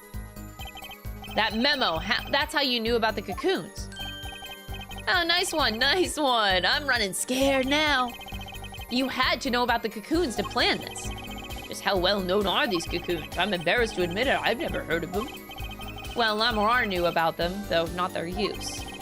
My reports indicate that there are ongoing efforts to control information about the Cocoons. Most people only know that they're illegal to export, and that's all. I'm nothing to be embarrassed about after all! You could say people like me who know about them are in a minority, yeah. But that includes everyone in International Affairs, man. And everyone in Interpol, too, for that matter. Yeah. Hold it! So, there are other Interpol agents like Mr. Lettuce. All over the world, likely deep undercover, or most of them. That's why these Cocoons are too hot for the black market. You don't want Interpol sniffing through your wares. Most came to the conclusion that... Hold it! Dangerous. Yeah, Interpol finds you and they arrest you on the spot. Or another marketeer might think that you're part of a sting and take you out himself. Times have changed. Hold it! Wouldn't scarcity drive up prices? Yeah, and attention. Every gangster and his brother would want a piece of that action. They'd turn your forehead into Swiss cheese before you could say objection. Maybe we could get them to cut his hair, too. Oh. Clavier, I thought we were working together, bro. I feel backstabbed. Who's on trial here again? Man, you so obviously know nothing about the market. And that's a bad thing? Don't even try to mess with me about this stuff. I can't believe Clavier just said that to me. Hold it! Which is why you know how to find a loophole in the system. Hey, you can say what you want about me, but back off of International Affairs. There ain't no loopholes, okay? What do you think we are, Boy Scouts? That wasn't what I was trying to,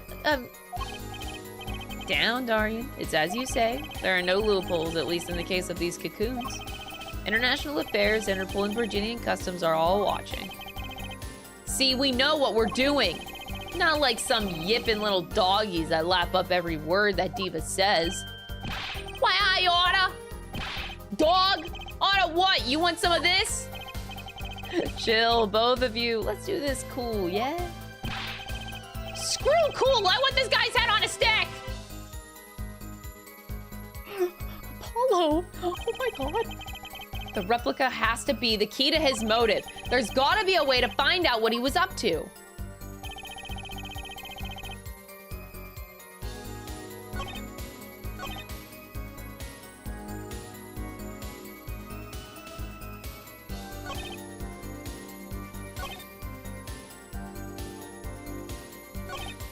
I got nothing. What the hell?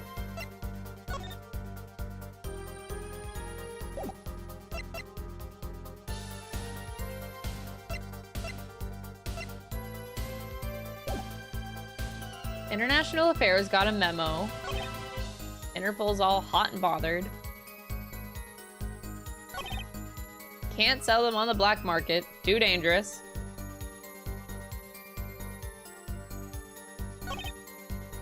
Cocoon smuggling ain't exactly lucrative. None of these are sticking out to me. What?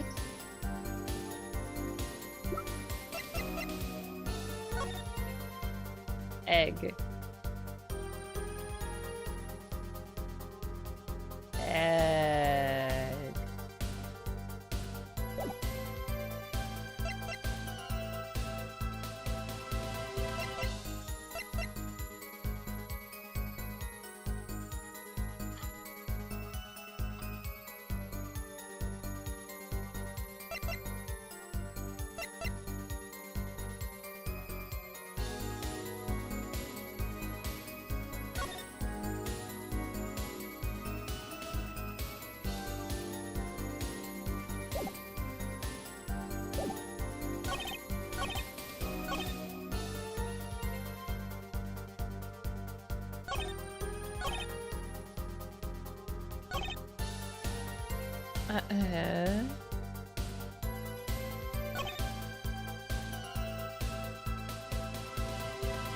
If you're in international affairs, you know about this too, right? I guess... I really am so clueless about this. I don't know where they want me to go with this. Objection! Not that one.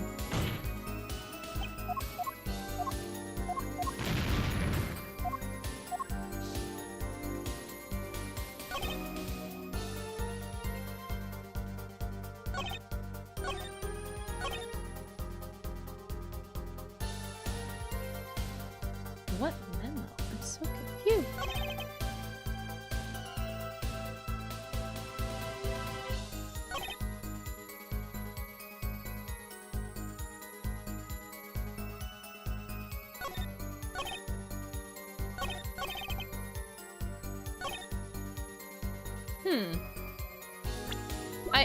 Objection! That worked. Why not choose a less dangerous buyer? I would. How clueless are you? Everyone in the market's dangerous. The second they found out that I was a cop, I would kiss my keister goodbye. Why sell to a black market buyer? How about someone like this? That's about the Chief Justices. A deadly poison can be extracted from the cocoon, but so can a cure. And not a cure for just any disease, a cure for incuritis. Sorry, that still makes me laugh. Incuritis, I've heard of that somewhere before. I wonder. You went to visit a victim of the disease this morning. Why is the disease the Chief Justice son has? You aren't saying our witness is a detective. He would have contact with the Chief Justice. The Chief Justice would never deal in contraband. Not even to save his own son's life? Even if the deal went through, it'd be an international scandal. That's Detective Crescen's insurance. If word ever got out, the one with his neck on the line would be the Chief Justice. Is this true? First I'm a murderer and now I'm a smuggler? How many crimes are you trying to pin on me anyway? Distasteful as it is to think about it, if the Chief Justice were the buyer, a seller couldn't hope for a better deal. A very cowardly seller. Don't let sleeves over there trick you. So, I made a deal with the Chief Justice. Where's your proof? Oh yeah, and you're forgetting one other important thing. Interpol isn't the only ones out there watching this. Originian Customs barely sleeps. They're so worried about Cocoons getting out. Let's continue. Oh no. Oh god. Just how strict is this customs check? Way strict. They keep planes on the grounds for hours. I do recall it being a bit extreme. They were even confiscating gumdrops and marshmallows. It would be hard to distinguish them. That's right, Gavin was in Virginia, wasn't he? I remember setting off the metal detectors several times. I had to practically strip naked to walk. Here's a travel tip for you, Gavin. Leave the bling at home, you glimmerous flop. Flop? Flop? Same thing.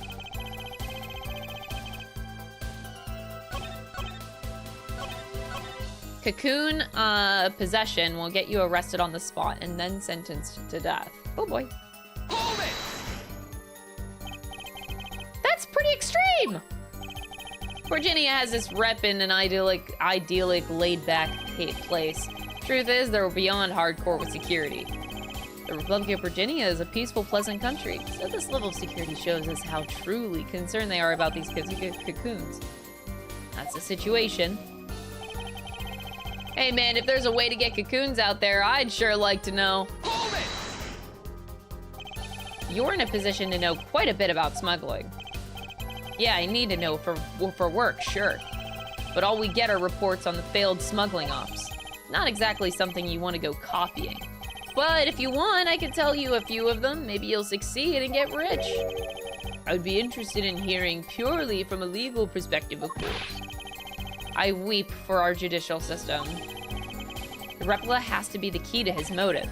There's gotta be a way to find out what he was up to. Well, let me just say, I have no fucking idea. Not a clue.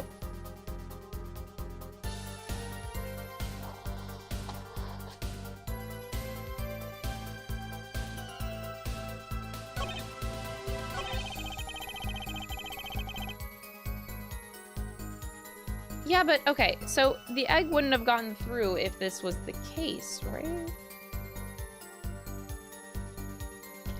Because Machi Tobe was able to get out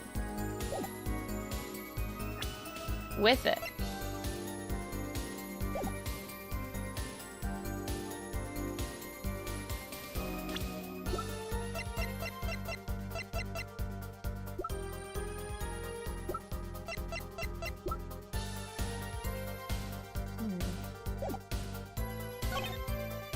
Cocoon possession will get you arrested on the spot. If there's a way to get cocoons out of there, I would sure like to know.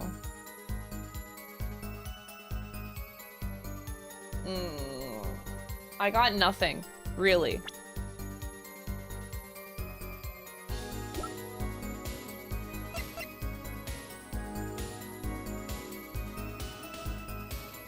The guitar.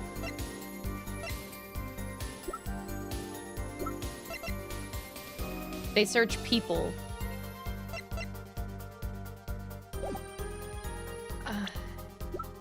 Objection! Oh my god, that worked. Oh my god.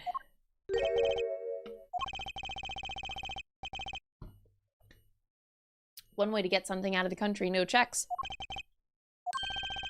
You become a prosecutor.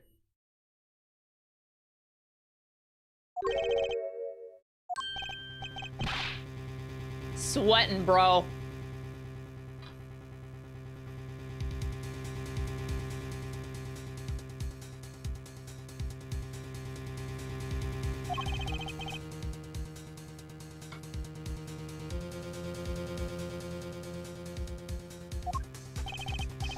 Believe it, Prosecutor Gavin. What was it that you told me yesterday at your office?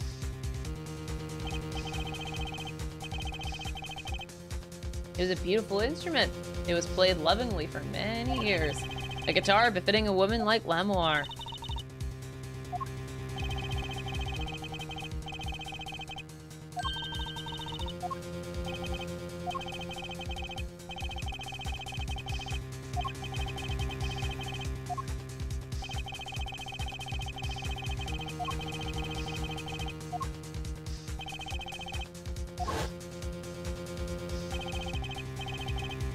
I didn't even need that flashback, even if it was like 3 days ago. All right, did I get that right, Prosecutor Gavin? Untouched? Quite. The guitar was wrapped in several sheets and vacuum packed in Virginia. The pack was untouched until the day of the concert. Are you saying that guitar, with cocoons this small, it would have been very easy to use your guitar as a mule to smuggle a cocoon out of Virginia? Which reminds me, Prosecutor Gavin. Oh, the music, yes! That guitar had some work done on it recently, right? Good memory, Air Forehead. Oh my, no, no, no, no, no, no, no, no, no, no, no, no, oh my god.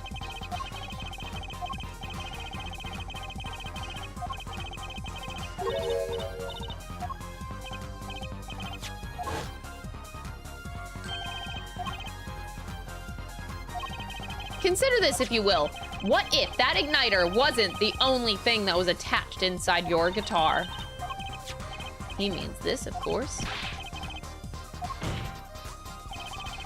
There was a way to get a cocoon out of the country.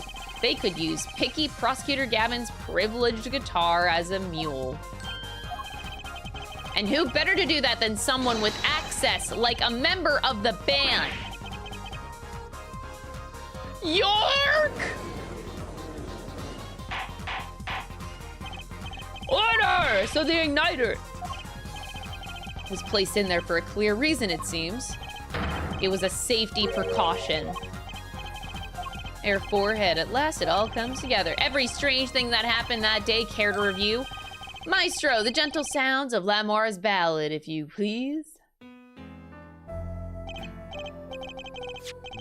first, my keys were stolen, a harmless misdemeanor, which forced me to break the lock on my guitar case. The key was stolen to retrieve the cocoon from the guitar. But things didn't go so well. The smuggler wasn't counting on the guitar being wrapped. Only a member of the band could get near that case. Unwrapping the guitar would raise too many suspicions. Then the concert began. Right about this time, a very large problem presented itself to the smuggler. Mr. Lettuce. An undercover agent was on to something. He would have known about the guitar. He'd only have to check the shipping records. So, Mr. Lettuce tried to examine the guitar himself. If the cocoon were confiscated, then the gig would be up. The only thing left for the smuggler to do was to get rid of the whole lot.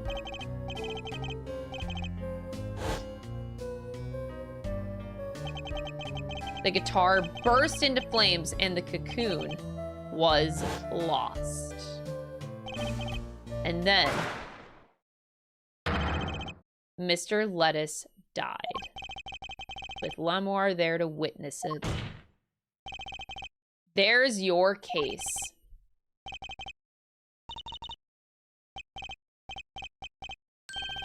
Brilliant, man!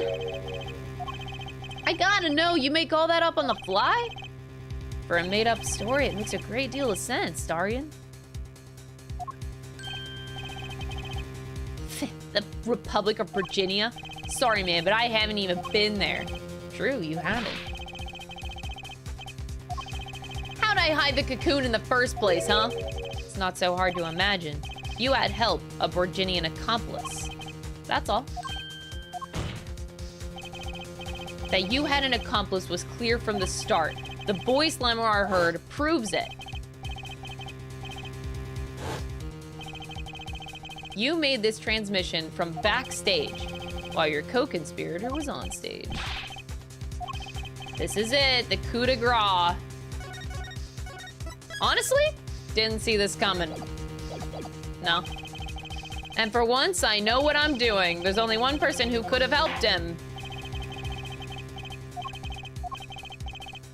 With a great accusation comes great responsibility. Make up your answer on the fly, as it were, and you'll be harshly penalized. Harshly penalized? That looks like a whole 1 penalty to me. I don't know about you guys. Wow, it seems extremely harsh. Take that! There's only one person who meets all the requirements of the accomplice. And that person is the defendant, Machi Tobe. Mr. Justice, he's your client. A defense attorney accusing his client, that's a new one. I assure you, no one is more unhappy about this than I. But I am here to defend him in the murder of Mr. Lettuce, and I stand by my statement earlier that he is innocent of that particular crime. The defendant is Virginian. He does meet the basic requirements to be the accomplice, but what if it was, in fact, Lamoire? It couldn't have been. The reason is electronic signals, Your Honor. Recall that this remote only works to a range of 30 feet. Beyond that, it's useless. Now, think back to the testimony. When the shooter made his transmission, Lamoire was in the air vent, right above the dressing room where the shooter stood. Let's look at the stage diagram. This is the area that the remote could reach from the air vent. Looking at this, it seems that Lamoire still could have done the deed. When the shooter made that transition, the stage was slightly different than shown here. It was in the middle of the guitar's serenade. Part of the stage was raised. Prosecutor Gavin and Lamoure's stand-in were in the air. They were on a tower which happened to be 15 feet tall. In other words, the remote couldn't have worked from Lamoure's position in the air vent. Well, Detective Crescent, what do you say to that? Could we see the video where Gavin's guitar burns? Just one more time. Oh.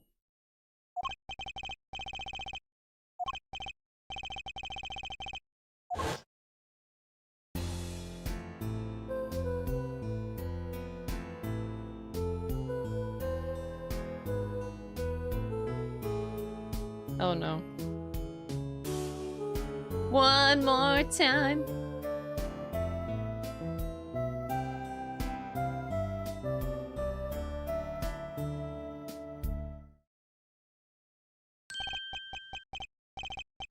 Too bad, so sad, punk. First you were sleeves, then kid, now punk? You're losing rank fast, Apollo. What exactly were we supposed to see? The problem isn't what we see, correct, Daryan? It's what you hear. We're musicians, after all. Care to explain for us non-musicians? Let me get your yarn straight first. You're saying I ordered the Wii pianist to set off that igniter? That's right, that right? In order to do that, he'd have to press a switch. Am I right? We'll take another listen. Pay attention to the piano.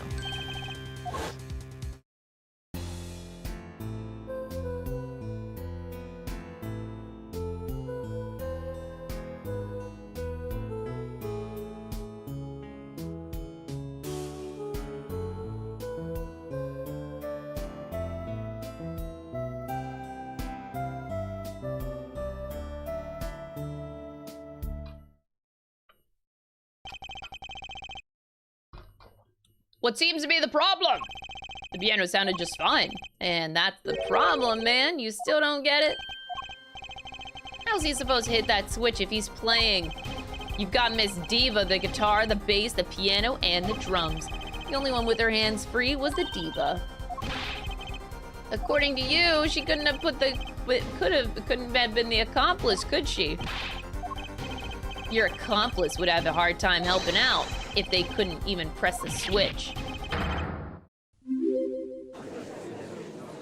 I kinda want to watch the tape again. No! Oh. Bro, did you time that sub? What the fuck? Ban that guy.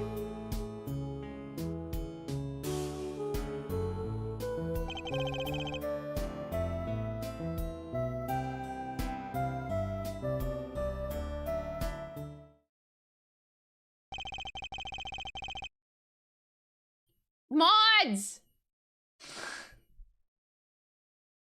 Ban that guy once again. I...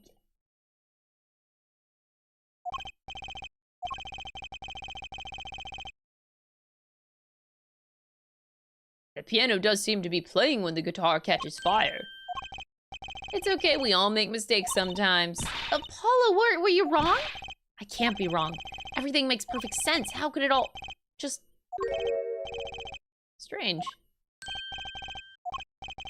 No, it's just something's odd about the performance there. If Machitobe didn't press that switch, then he could not have been the accomplice that you claim. Accomplice. Everything points to it. Every fact says that he's the accomplice. You got the facts wrong, man. Here's some facts for you. Gavin's guitar is on fire. But the pianist didn't press that switch. In other words, your story is full of holes. Mr. Justice, let's hear your final opinion on this matter. Was the defendant Machitobe the accomplice? Your answer will reflect on everything you've said here. Give it some thought. If Machi's not the accomplice, then our whole case is ruined. It has to be him. He was the only one who could have helped the smuggler. He had to have pressed that switch. Well, you'd better find a way to prove it. What do I do? What do I do? There has to be something that doesn't fit. Something's odd. Wait a second. You thought of something? What was Gavin saying just now? Oh my...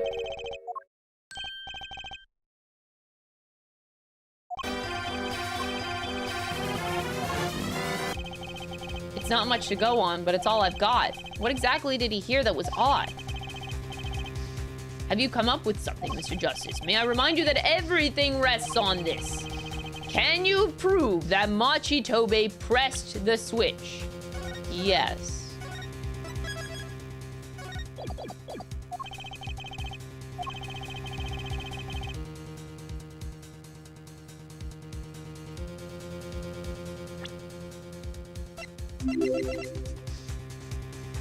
Badge. I'm not presenting the badge, no. Thank you for the 36 months. I can prove it was possible. As prosecutor, it falls to me to ask you to show us evidence supporting this. Air Forehead, you're sure about this? Accepted. There's no evidence, man. Oh boy. Chat, we're screwed. Welcome home. On what do you base your claim that the defendant pressed the switch? It has to be the mixing board.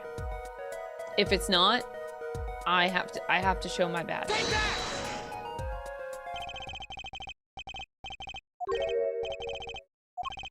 Let's listen to the piano part around the time when the switch was to be pressed. Right before the guitar bursts into flame.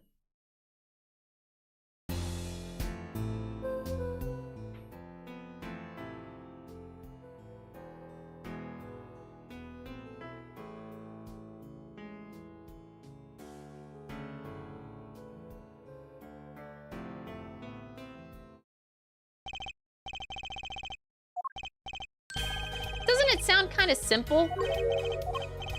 I think I know what he's suggesting. You think Machi could have played that part with one hand? He only needed one hand to press that switch. He could have played the piano with the other hand. So you're some kind of piano savant? Actually, no. Then what do you know? You can't play a part like that with one hand. Maybe. I don't know what I'm talking about here. Wait, I know. Oh, that's not Trucy. Wait, I know. Hey, Trucy. Yeah, you got something? Mr. Wright, your father, he's a pianist. Could he... Oh, Daddy? He couldn't play a part like that even if he had three hands.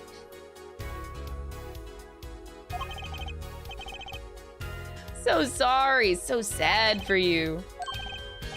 Nah, not really. Huh? That was just the easy way to prove it. There's always the hard way. Did you have fun? Yeah? Was it just your sister or did the kids go too? Aw, that's nice. Were the kids there? No. No. Crystal's been traveling too much. Oh. I'll see her tomorrow. Dom saw his niece, you know, Mimi, and she asked where I was.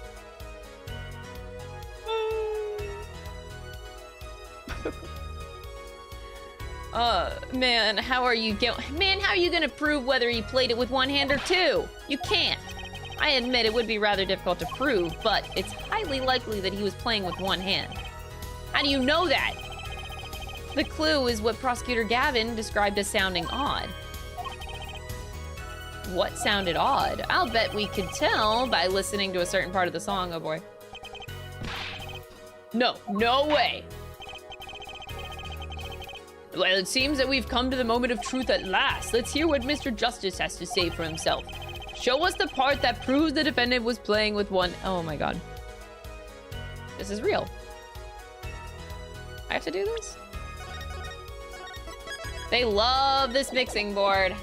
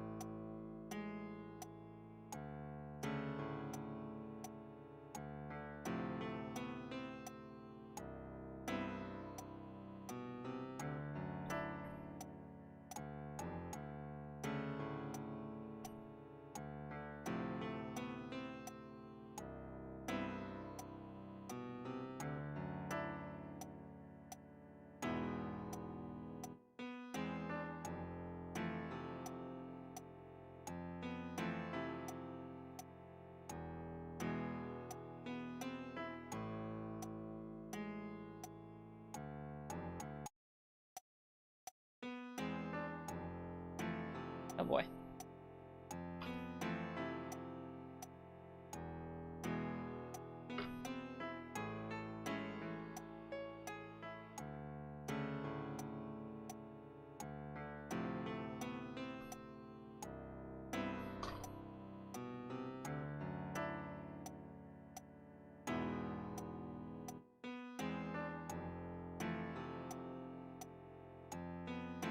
They were proud of this mixing board.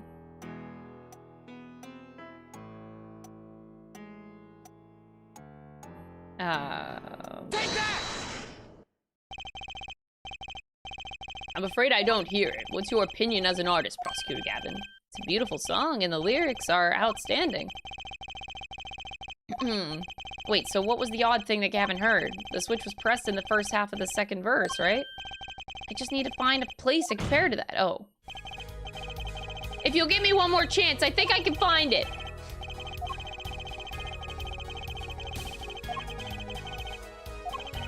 This is so silly.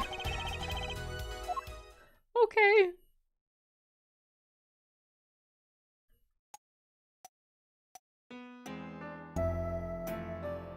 Shut up. All these other ones.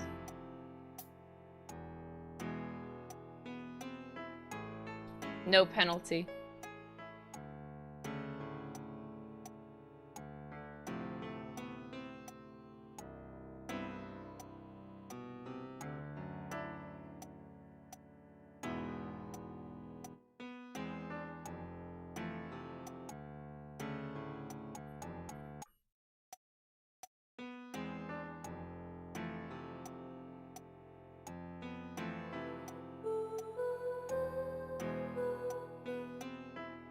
Wait, hold on. Oh boy.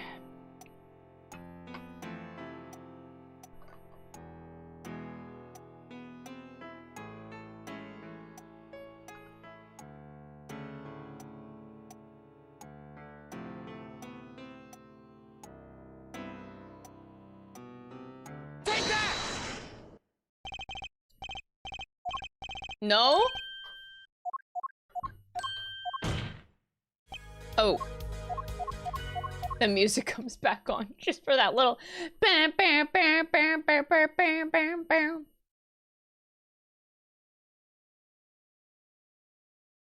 Can I just... Take that! I'm sure you've realized it by now, Prosecutor Gavin, just what it was that sounded odd to you. As I'm sure you've realized it yourself, Vera Forehead. I'll demonstrate. Let's listen to the part in question again, shall we? Pay particular attention to the "but a fleeting melody" phrase.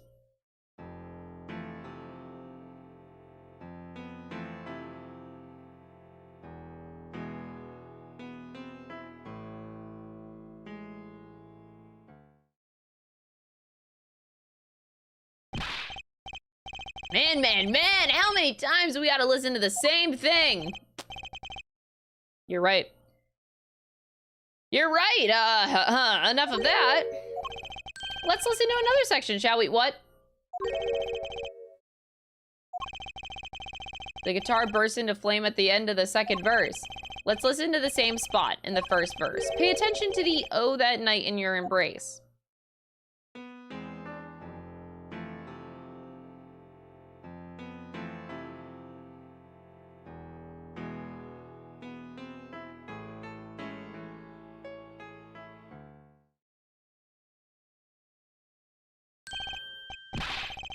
Play verse 2.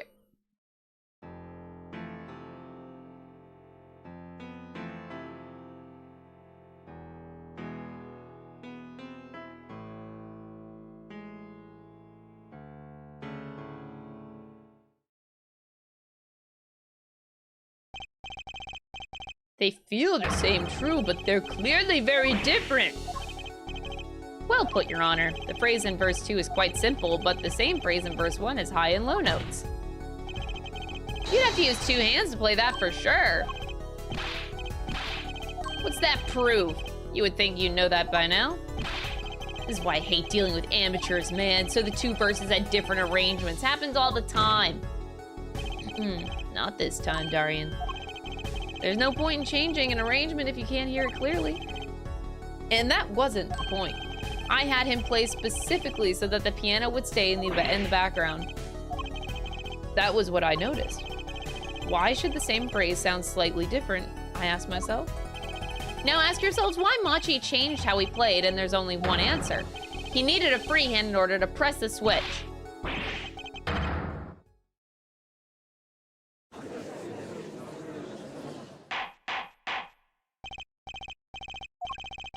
I believe this ties all the facts together. Well, Prosecutor Gavin? Yes, quite. Though personally, this comes as a terrible disappointment. No comeback? I can't believe it. I finally did it. I shut him up. Very well. Barring an objection from the prosecution, I will now state the court's opinion on this matter.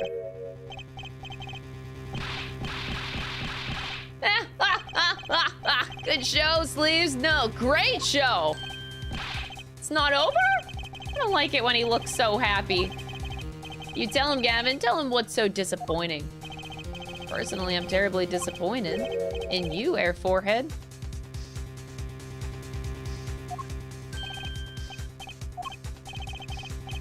Don't get me wrong, your case is solid. The facts all check out, but even now, you have yet to show us a single piece of decisive evidence. But the facts! Anyone can see it that it was him. Unfortunately, anyone does not include the law. I'm afraid your case doesn't cut it. But what? 1,000 facts might point toward the same conclusion, but without decisive evidence, it's not proof. That's the rule under our current legal system. I don't believe it. Does not seem as though the defense has any more evidence to present. Oh, I think if we did, if he did, we already would have seen it a long ways back. But at present, this court is unable to acknowledge your accusation. Monkey Apollo is my favorite. The truth is staring us all right in the face. Why can't they see it? What's the point of a legal system that protects criminals? Apollo, remember what Daddy said?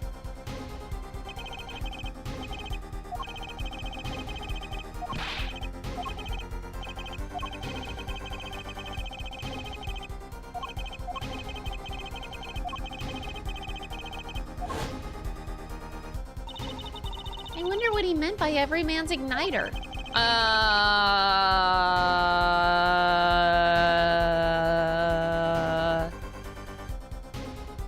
We'll tell you when you're older. I think he just meant a weak spot, no? The kind of thing that a single spark could turn into a wildfire of emotion. I won't be able to press him further by conventional means. I've got to find a weak spot in this guy. Something fatal. So, can I get back to work now or what? It may look like I got a lot of time on my hands, but I got no more time to play pretend with this deadweight attorney. Well, Mr. Justice, we've come this far without decisive evidence. This witness won't be coming back to the stand once we let him go. Every man has an igniter.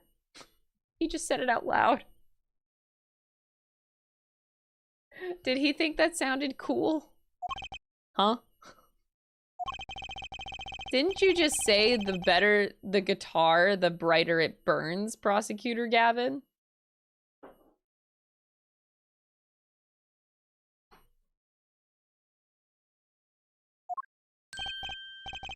Good guitars are kept dry is why. That provides the best sound. Even a small spark could cause irreparable damage. Your plan has an igniter in it too, Detective. It was there from the very beginning.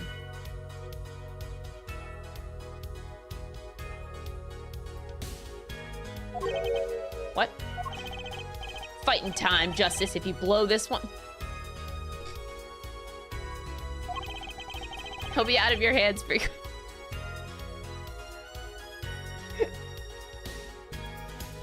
Phrasing. Go for it, Apollo! What, and this igniter's supposed to come burn me up?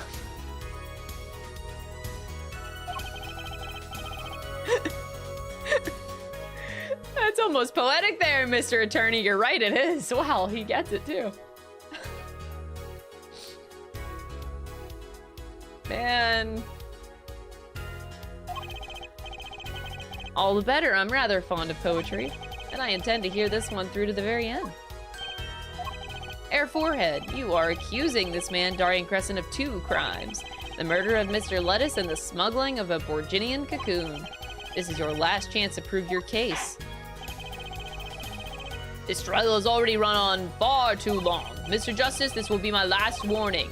The moment this igniter of yours turns out to be a dud is the moment that this cross-examination ends. Understood. Then let's have it. Show us the basis for these accusations against Daryan Crescent. Okay, this is really my last chance. The key that will take apart Daryan Crescent's plan is...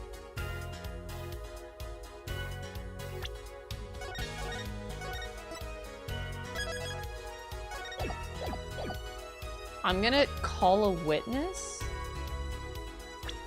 I don't think any evidence is gonna help our case. The only thing we haven't used this whole time is the keyring, actually. But...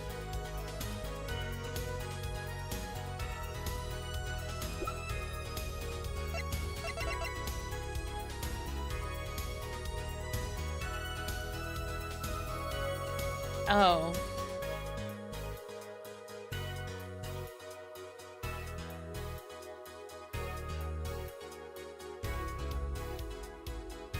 Igniters?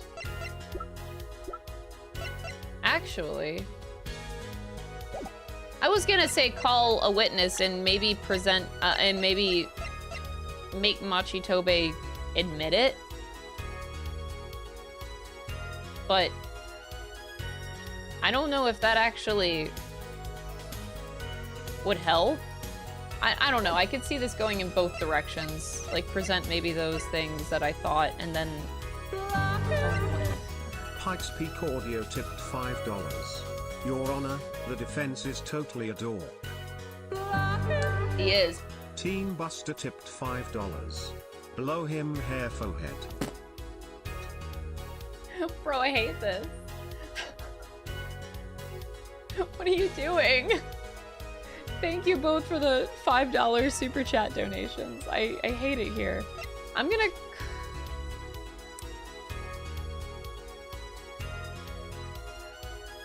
History, what did he say?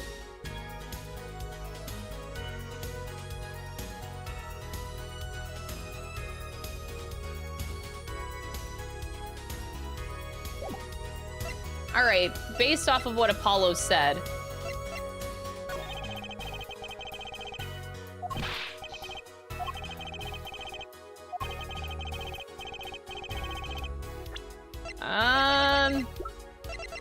Take that! this is your igniter?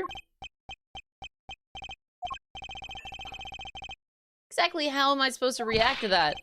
He's not flustered at all. I picked a dud? I'm afraid your poetic tale ended up to be a mere fantasy. Oh. Reality bites, Mr. Justice. Penalty! I had to try.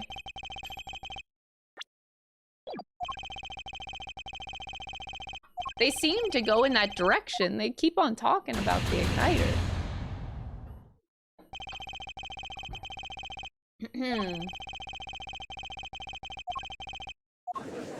I'm gonna go with my other thing then.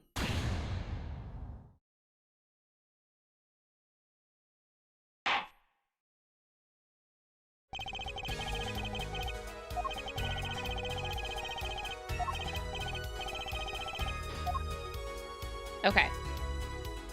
Call a witness. Is it true that I couldn't show decisive evidence, but perhaps what I needed to prove my case was something else? Proving his guilt is a tall order, but I've got just the person to do it. Was my initial guess right? Like, my first thing was to bring in Machitobe. Maybe it...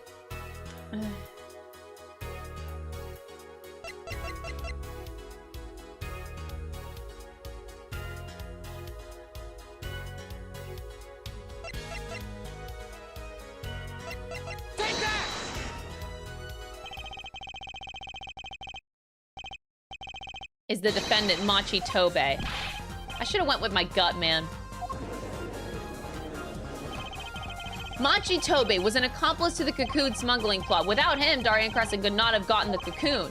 Furthermore, he can easily prove that the one who plotted to smuggle that Cocoon is the real criminal in this case. It would require just one of the very Cocoons Mr. Lettuce was looking for. With the cooperation of the Republic of Virginia, we could burn a Cocoon. The burnt Cocoon would leave a particular residue, a residue we would, no doubt, also find inside the burnt-out guitar. Very scientific of you. Thus, if Machi Tobe acknowledges his agreement with Daryan Crescent concerning the attempted smuggling of a Virginian Cocoon, the case is solved. Oh boy. Daryan's laughing again. Your unrelenting passion is remarkable. You really want to get me, don't you? Too bad you'll never be able to. Why not? The little key tickler won't acknowledge anything, especially not anything to do with Cocoon smuggling. Taking a Cocoon out of the country means death by Virginian law. If our pianist really was a smuggler, then testifying about it would be suicide. Believe me, he's not talking. But you're wrong, Detective Crescent. It's the other way around. If Machi doesn't admit to smuggling right here, he's in deep trouble. If Machi admits to smuggling here, then he'll be tried in our courts by our laws. You don't get the death penalty for smuggling in our country. The victim in this case was an undercover Interpol agent. I'm sure that news has already reached Virginia, and they'll likely broadcast our dealings in court today, including the part about the Virginian Cocoon. But, oh shit, he realizes. But if Machi doesn't admit to smuggling now, he'll eventually be picked up by the Virginian police. And it's not like he's in any danger in our court, but we're not gonna find him guilty of murder here, not now. You can't do this, you can't accuse me. Maybe the law doesn't allow it, but who's going to think that you're really innocent after hearing this trial? The same goes for Machi Tobe. The Cocoon smuggling your entire plan, Machi Tobe knows everything. There's only one way out of it for him, and that's to acknowledge his own crime, the crime of Cocoon smuggling. Really?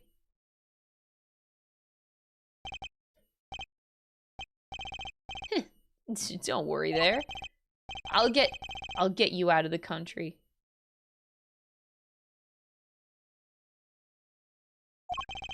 I'll set you up someplace, a hidden mansion, real nice.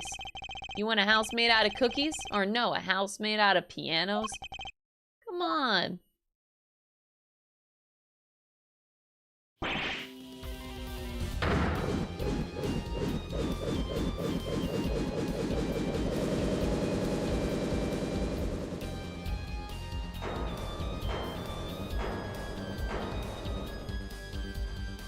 Oh? Oh my god! Clevio, you can't do that! You just ruined his jam session, bro! I like the musical roast. I consider that with my last session with you. We rocked. I'm guessing we can treat that outburst as a confession? He just emoted over Daryan, he did too. He's laughing again. There's a kind of sick desperation in it now, though.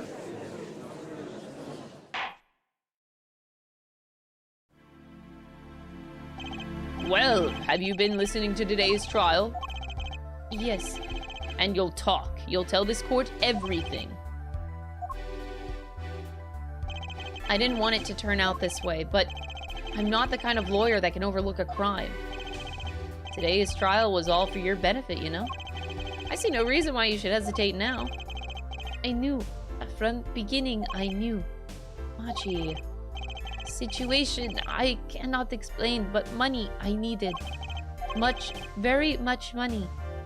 Today's trial raises a delicate issue with our legal system. The only thing definite in a court of law is evidence. This is the golden rule. However, it has become apparent that not all things can be tried by this standard.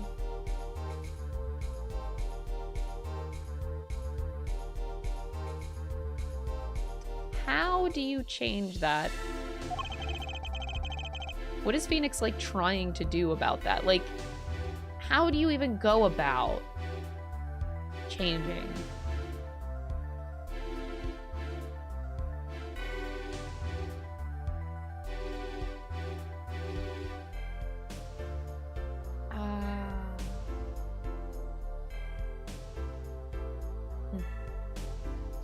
Should another case of this sort surface, we may have to consider an alternate system by which to administer justice. Anyway, Mr. Machitobe, I promise you will receive a fair trial by the laws of our country. And with regards to the current charges for the murder of Mr. Lettuce, this court is prepared to announce a verdict. Oh! So cute! So cute! Oh my god. I thank you. I only lie, but you see truth. You find truth. That's our job. Very well. This court finds the defendant Machitobe not guilty, but not guilty.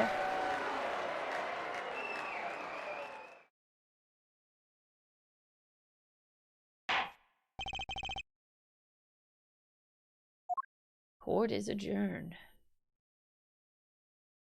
Oh boy.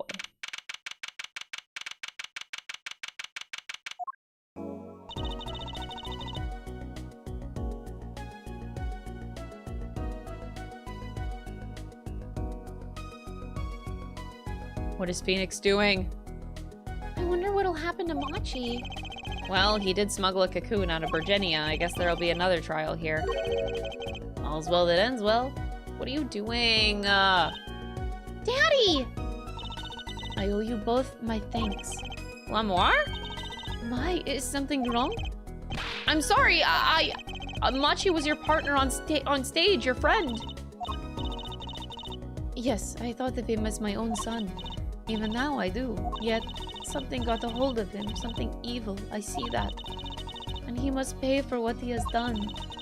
Is that not how it should be? I'm still sorry. Do not be sorry. You have given me courage. Courage? I'm considering an eye operation. It was my suggestion, actually. You mean you'll be able to see again? It's funny, I have always been afraid of the light. The light seems so harsh, so unforgiving. According to the doctor, L'amour lost her sight due to some kind of accident. As you know, I suffer from amnesia. I feared that if I could see, perhaps it would open my eyes to the truth I've been running from. I was scared. You know what changed your mind? Hearing your defense in there today. She could feel your gaze, unwavering, always looking straight at the truth. If the light returns to my eyes, I think I will take up painting. That's right, she's the landscape painter in sound after all. I will paint the two of you, I promise. Woohoo! I can't wait, L'amour! I owe you my thanks too, Apollo. Thanks, Mr. Wright, but for what? You reminded me that I need to hurry things along. On my secret mission, that is. Right, your secret mission that you're very loud about. Apollo, Druzy, I hope that we will meet again someday soon. You bet! Me too! Fiend. And so, like a ballad, the trial flowed on and on until it came to the end. Thanks to the trial, the guitar serenade was a huge hit. Prosecutor Gavin's even more dazzling to look at now. What? But there's something I want to say to that guy. Next time you write a ballad, have them catch the killer at the end. Can't believe Apollo just said that, bro.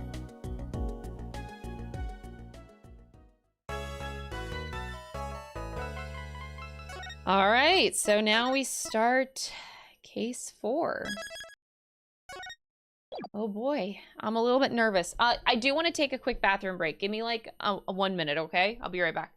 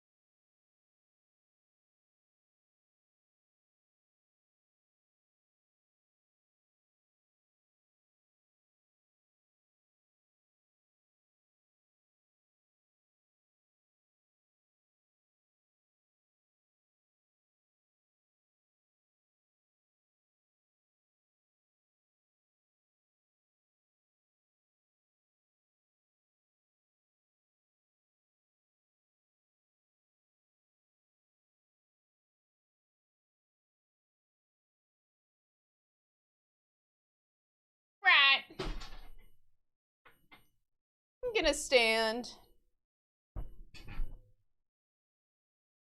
Alrighty. They've been building up a lot to a grander scheme here with Phoenix, so I'm very excited to see where this goes. Alright. Shall we? Turnabout succession. And that is the whole truth of this case. Hackermans.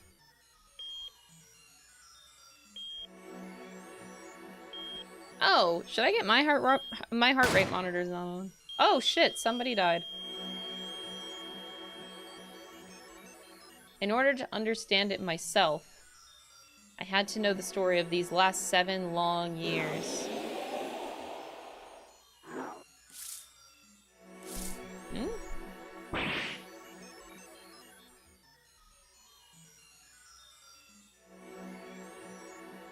Nothing happens by chance. All is connected.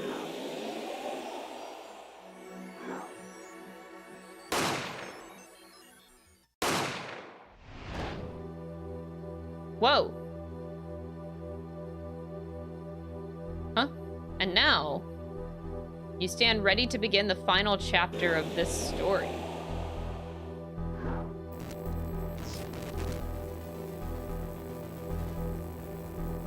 Wait, what? That's in the courtroom. Somebody just died in the courtroom?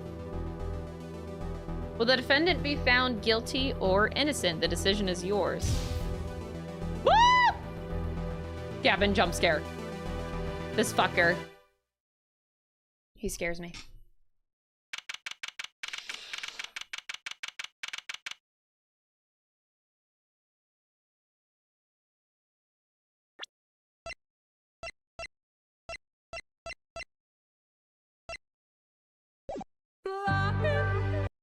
Sky Nathanson tipped $9.99.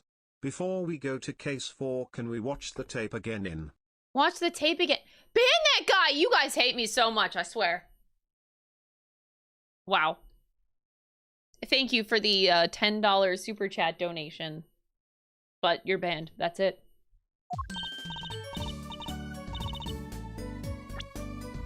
Alright, we are on October 7th. Oh boy. Hey, Apollo, look on TV. Look, look. Yeah, I'm kind of busy right now. Whoa, look at that. He's the last grammar, all right. Amazing.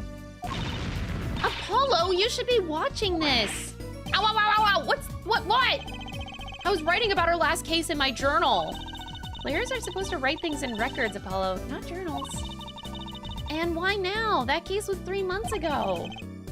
Hey, it's a long story. I did a lot, you know. I want to vacuum pack the feel of the moment for later.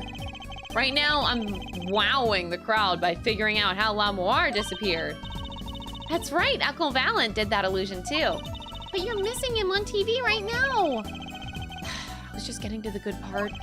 I suppose I should watch a little TV with her. After all, her father is expecting me to look after her while he's away. Where'd he go? To Germany? To go visit a certain boyfriend? Anyway. I'm desperate, as you can see.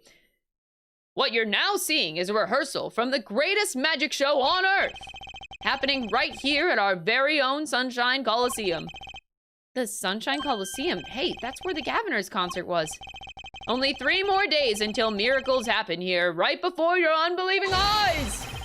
The legendary Troupe Grammari is performing for the first time in 7 years. What?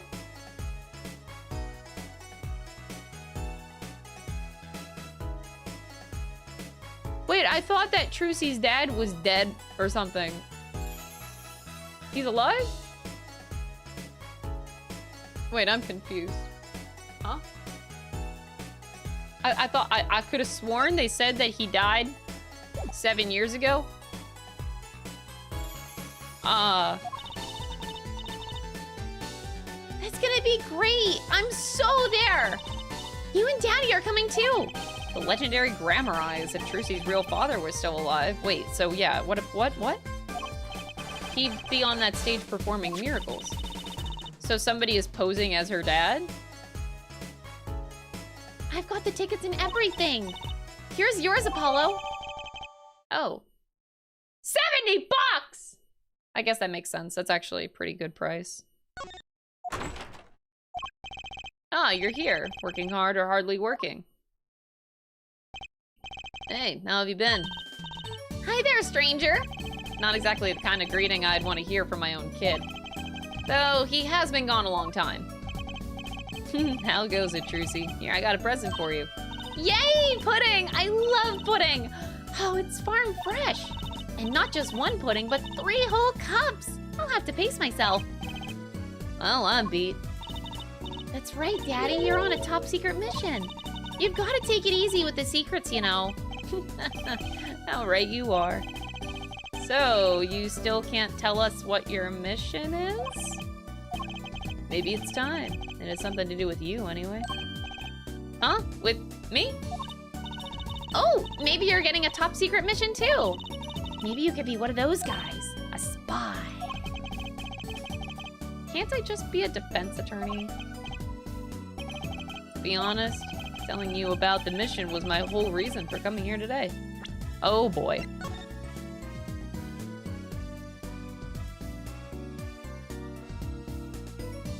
Valiant Grammari on stage.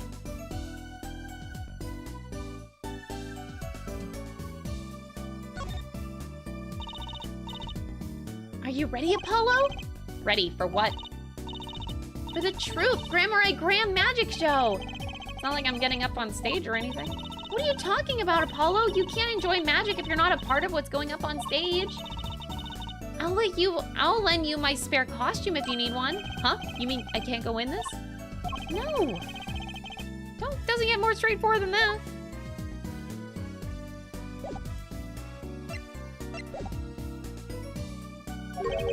What? Tell me, you've heard of the jurist system? The jurist system? That's right, the new legal system everyone's talking about. Have you heard of it, Apollo? Huh? Maybe?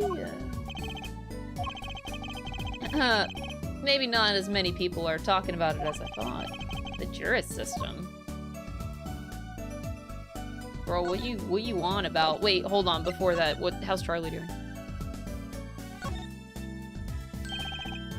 The plant intrigues you, doesn't it? Not really, it's just the only thing in here that doesn't have some secret function.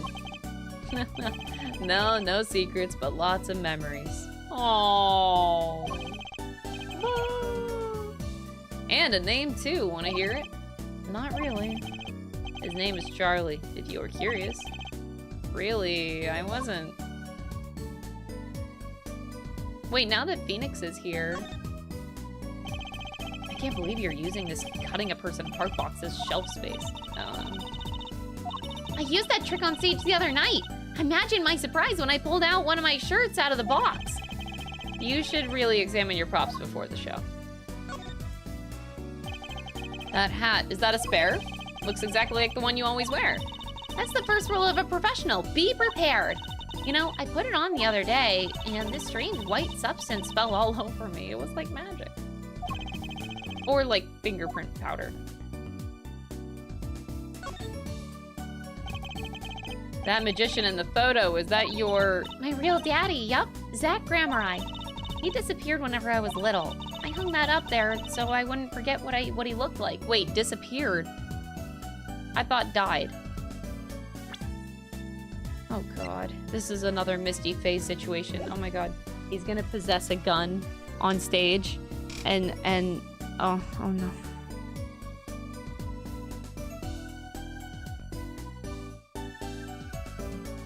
I hung that up there so I wouldn't forget what he looked like.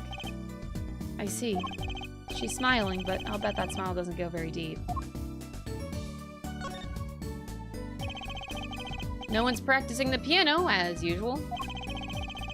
Even calling him a pianist is an insult to pianists everywhere. Okay, Apollo, I'm going to guess what you're thinking right now. Huh, what, was I making a funny face or something?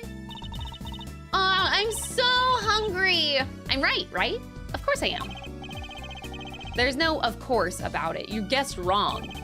Besides, that's not what I'm thinking. It's what you're thinking. How did you do that? You read my mind, Apollo. At least you've got that pudding. That's right. Try not to eat my share, will you? A plate of plastic spaghetti. Where the heck does she get this stuff? Want to have a go at that ring, Apollo? No. I was just touching it. Come on, there's no need to be shy. Just slip it on. There. Yow! You're way too tense. You gotta loosen up there. The human body wasn't meant to bend like that. Oh, careful there, Apollo. A lot of people run into that table, you know. Why, some client knocked the pot clean over the other day. Why not get a more sturdy table? Maybe the table isn't partially to blame. There's no maybe to this. That thing is a death trap. Ah, those legal books were left by my mentor. Too bad I gave up the practice before reading them. There's quite a few magic books in there too, you know. Those would be Trucy's. She'll remember they're there eventually, I'm sure. For a moment, I thought Mr. Wright might do magic too. A scary thought. Hi, Phoenix. I hate the look in his eyes. Looking at Phoenix like this makes me uncomfortable, and I can't explain why. It's just because I can't read him. It's weird. You play 3 games being him, you're always in his head, always in his mind. And now, on the flip side, I'm staring at him like, what is going on through your goddamn head? Like, I look at him and I'm just... I feel like a piece of me was just lost. Like, I need that inner monologue. I need to know what's going on in that fucking head!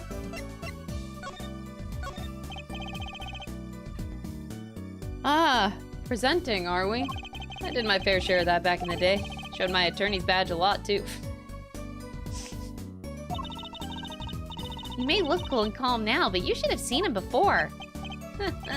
You know me too well, Trucy. I'm glad I provided this opportunity for a little family bonding. Ah, presenting. Oh.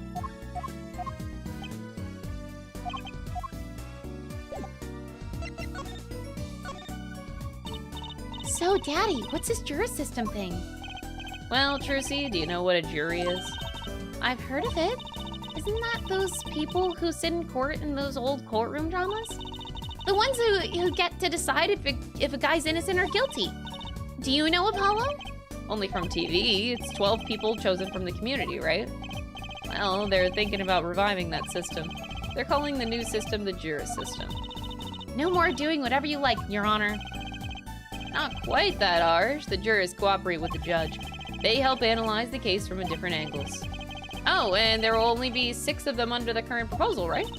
Wow, you know your stuff, Apollo. Their findings just directly affect the verdict.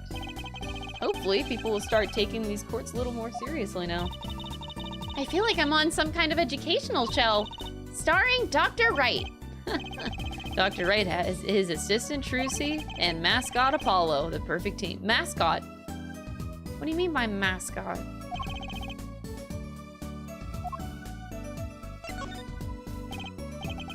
So, what is the secret mission? The jury system is my mission, more or less. Anyway, keep in mind that new ideas like this system are always risky, Apollo. Too true. Everyone's got an opinion and they just talk and nothing gets decided. Kind of like you, Apollo. I'm not that bad, am I? In any case, we're gonna give it a shot. A test, if you will. I don't like tests. We'll take a case as simple and choose 6 jurists, and I'll be the one helping with that process, incidentally. Okay. Helping how? Well, for one, I'll be chair of the Jury System Simulated Court Committee. What? The chair constructs this ideal situation, choosing the case, the jurist candidates, even the judge in the courtroom. Wow, it's like you have a real job. I was never that good at the piano, to be honest. You don't say. Once a lawyer, always a lawyer, I guess. The trial's tomorrow, by the way. Don't miss it. The trial simulation, that is. A simulation, huh? Sounds interesting. So, what kind of case is the trial simulation about? Well, since it's the first run-through of a new system, I wanted something simple. Good thinking. No sense wearing yourself out on something too serious. True. The case is a murder. That's not simple! By simple, did you mean that the defendant is... Guilty. Yes, most likely. So, good luck, Apollo. Don't look at me like that with a bomb drop, you ass. With what? The trial tomorrow, you're defending, of course. Recall that I said it had something to do with you. Go for it, Apollo. It's just a test case anyway, no sweat. Yeah, but there's still a verdict to be decided. And a potentially serious sentence, the most serious in a worst-case scenario. You mean the verdict's for real? That's not a test trial, that's a real trial! All the forms have been filed, there's no turning back now. The trial begins tomorrow at 10 a.m. Hope you can make room in your schedule. Well, why am I only hearing about this now? Ah, yes, there was a change this morning. I picked a new case. Something that happened last night. What is happening? Hey, Apollo, I know that you're all excited about that secret mission, but what about this? The True Primarai Grand Magic Show. Huh? Oh, right, the card tricks. They're not card tricks. They're grand illusions, miracles, the apocalypse, heaven and earth will shake. So what? That's 3 whole days from now. Jurors, determining a trial. Is this the court of Japanifornia or of England? Why can't it be both? Also, there is no England. There's only Germany in this game. You clown! There's no other country in Europe. We can say hi to Uncle Valen. Have fun. What? I can't go by myself. You know I'm not very outgoing. Right. Why not go with her? But what about the secret mission? Oh, don't worry about that. You'll hear about it tomorrow, regardless. I don't trust that smile. He knows something that he's not telling me. Yippee! Now you can take me to the Coliseum. I suppose it wouldn't kill me to pop over there. Ah, Grammari. That reminds me. What's this, Daddy? Isn't that silk hat the Grammari seal? Consider it a birthday present, Trucy. Thanks, it's great. But it's not my birthday. Good point. What day is it today, Apollo? Today is October 7th. I think it's Recycle Your Plastics Day. Holy shit. And then it's a Recycle Your Plastics present. Oh. Victor _of_ the _rivers tipped $10. You can hear guitar's serenade in this track. Cool. Thank you, Victor, for the super chat. I appreciate it. Yippee! So it's plastic! Oh. I've given up trying to understand them. It's much easier that way. So, what is it? Can I open it, Daddy? No.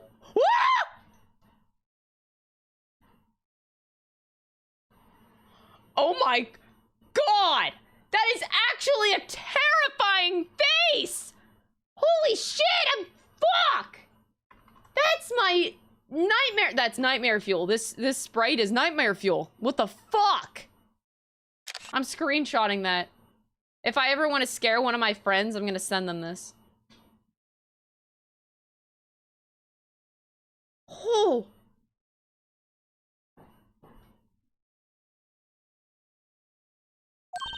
Huh? You'll need that envelope someday. Someday soon. Don't open it until then. Well, why didn't you just hold on to it until then? Because that would be the logical thing to do. Do not open until the time is right. Let me guess, it's a message from her real dad before he disappeared. And we can't reveal it yet because we can't know anything about where Mr. Daddy-O is. That would ruin the whole thing.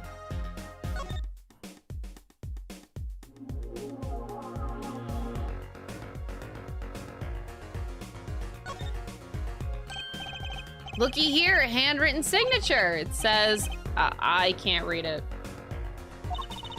That seems odd to me. I mean, isn't a signature intended to show ownership? What's the use if no one can read it? Isn't it enough if you can read your own? Oh, I never thought of it that way.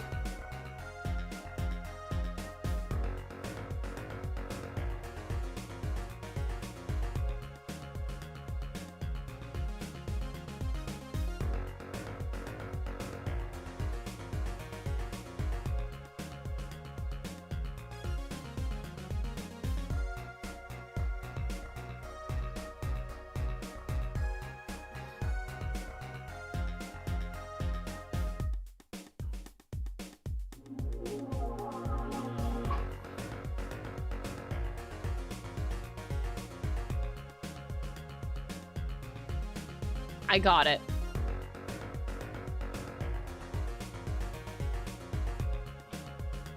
C-U-M. It says come. Easy.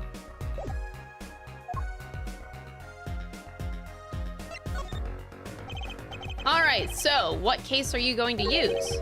You really want to know, don't you? Of course I do. I mean, I'm gonna be defending, aren't I? If all goes well, then yeah, of course. This is just a test. We wanted everyone to start without preconceptions, a blank slate, as it were.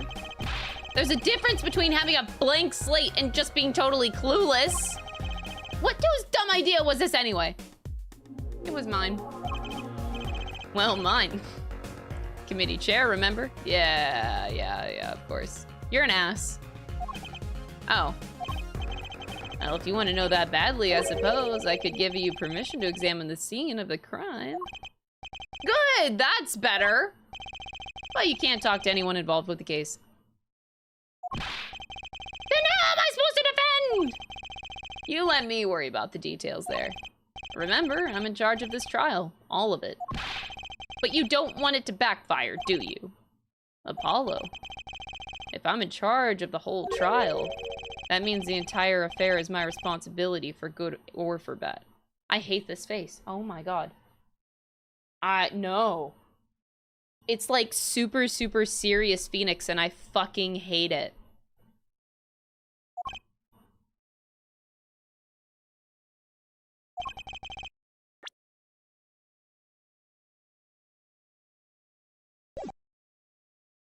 Just do what you can. And don't worry, I know what I'm doing. Alright. I'd recommend going down to the detention center. Your client's waiting for you. You can ask about the scene there. But you just said I couldn't talk to anyone involved. Oh, you could talk to your client. If you can get her to talk. Time's a-wasting. Wait, hold on. So... oh.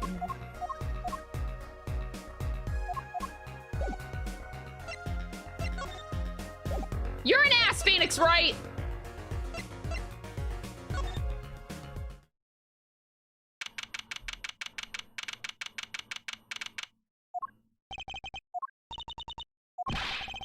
That's 20 minutes we've been waiting here. 20 minutes! Maybe I should complain? I'm sure that guard has better things to do than stand there pretending he doesn't see us. You know, the minute we get angry, the client will show. It always works that way. Like shouting, "Oh, waiter!" and they're standing right behind you. Oh, guard! Is our client going to be much longer? What are you gonna do? What are you talking about? Haven't you already started the meeting yet? Oh my god.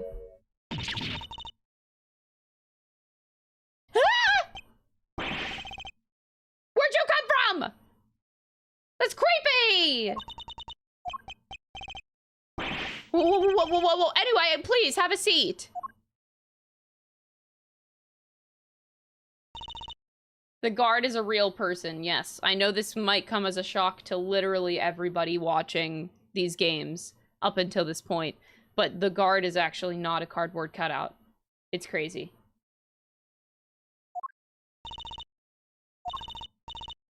I'm nervous, Apollo. It's the silence. It builds suspense. Why don't you do something, Trucy? You're a magician, aren't you? That's right, okay. I'm the amazing Mr. Hat!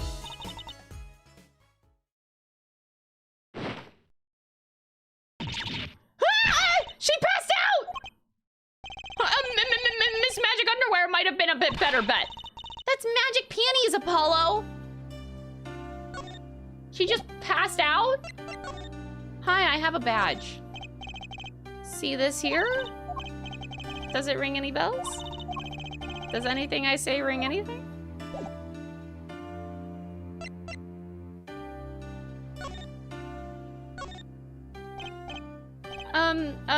Hi. Well, I'm your defense.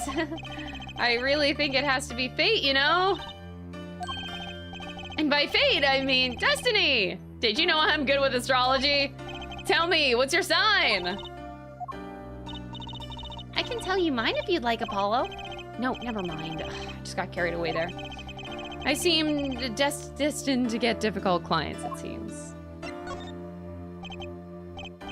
So, what's your name? Oh, right. I'm supposed to introduce myself first. I'm Apollo, Apollo Justice.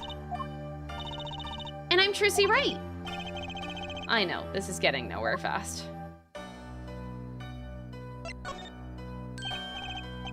Hey, I know, maybe you could tell us what happened. I'm your defense attorney, after all. Anything out of the ordinary happened lately? Well, the other day this tourist from out of town stopped to ask me directions. Later, Trucy. I feel like I need to ask directions myself here. Well, that was fruitless. Though I think I understand despair a little bit better now. You did good, Apollo. That's not creepy at all. Look, she's doing her nails. What? Are nails more important than defense? Is that it? Let's go, Trucy. Excuse me. Could you read this? Sure.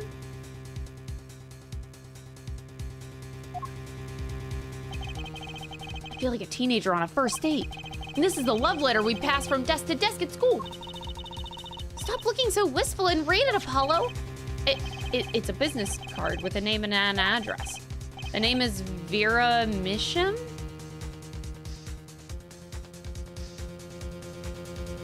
Vera Misham? Vera Misham? Vera Mish. The address is for Drew Studio. And you're giving me this card because...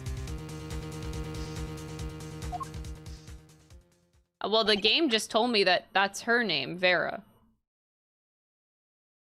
Why did the game just tell me that? I wasn't gonna assume that my client's name was Vera. I thought it was somebody else. Thanks, game. Well, looks like we're finished here. I wonder if Drew's studio is the scene of the crime. Let's go find out.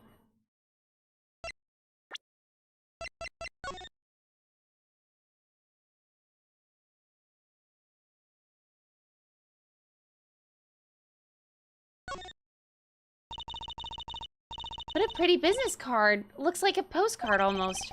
And on the back, it's just her name. It seems odd to me.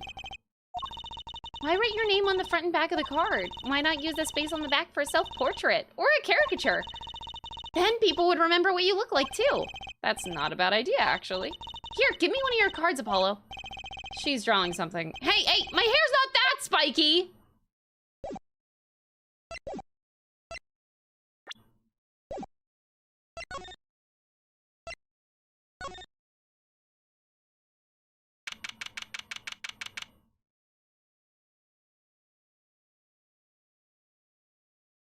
Okay. Why is there a dead body outline on the ground? Wow, this looks like... It looks like a studio. It's like life imitating art, or maybe it's the other way around. But the tape on the ground there, it's a bit jarring. Looks like we found our crime scene. Apollo, look at those paintings. Hey, don't touch those. It's okay, I'm just looking.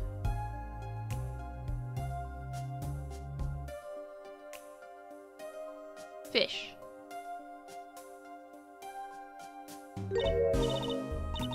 Apollo, look at this one. Looks half finished.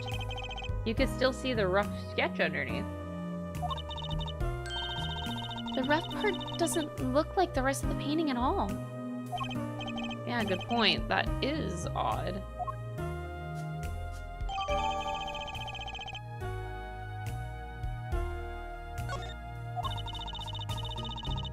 All the paintings have a really different style, too. Ah, I thought I might find you two here. Oh. Emma, long time no see. Oh, seems like I run into you far too often. How about I know why you're here, too? You knew about the trial simulation, Mark? I've heard about it, sure. So, Mr. Wright chose you, huh? We don't even know what the case is about. Well, he was killed. The artist who owns his studio, that is. Mr. Drew Misham. Oh. Is that like the dad?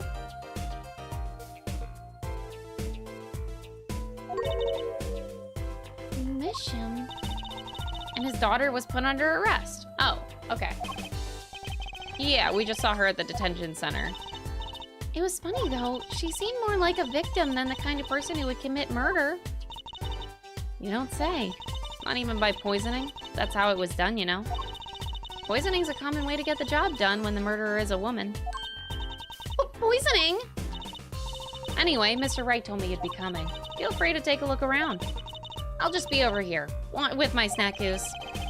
We can't talk to anyone related to the case this time around, which means we'd better find out as much as we can here at the scene, or else... So, this, True Misham was some kind of artist? Apparently. Did a lot of illustrations for books, I hear. Had a lot of female fans, too, for what it's worth. Oh, well, I guess his stuff is kind of pretty. Like that oil painting over there, for instance. Yeah. That wasn't one of his illustrations, actually. So it was a standalone painting or something? Is that what she means? He was an odd bird, Misham. Hadn't shown his face to anyone until the end. What do you mean, to anyone? He was always locked up here in the studio, apparently. His only connection to the outside world was through letters that he put in that blotter box over there. Letters? Do people still write letters? What do you mean, Apollo? I mean, when was the last time you wrote a real letter? Don't most people just use email and stuff these days? Not Mr. Misham. Couldn't stand technology, it seems. He did everything by mail. Maybe he thought that was way more artistic, you know?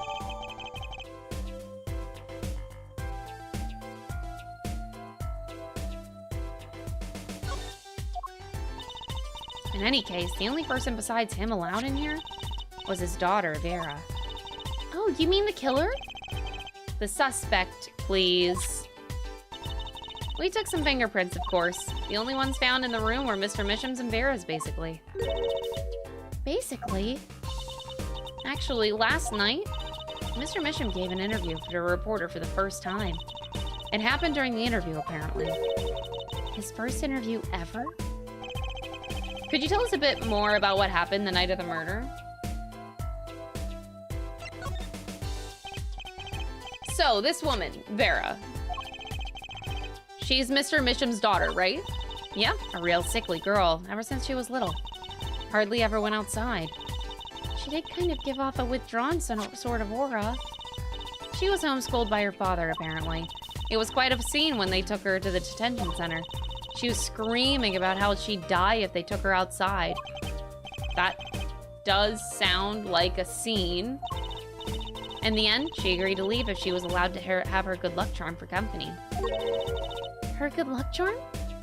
Apparently, she has this clear charm that magically gives her the courage to go outside. Why can't I ever get a normal client? Why would a shut-in daughter kill her own dad? Don't look at me. So, about the poison. It was found to be in his coffee, right? No, not precisely. Not precisely? What does that mean? It means see for yourself, I think. Like I said, last night was the first time someone from the outside came into the studio. I guess mysterious painters who never go outside make for good articles. And it just so happened that he died the night of his first interview? At around 9 p.m. every night, Vera always made him a cup of coffee.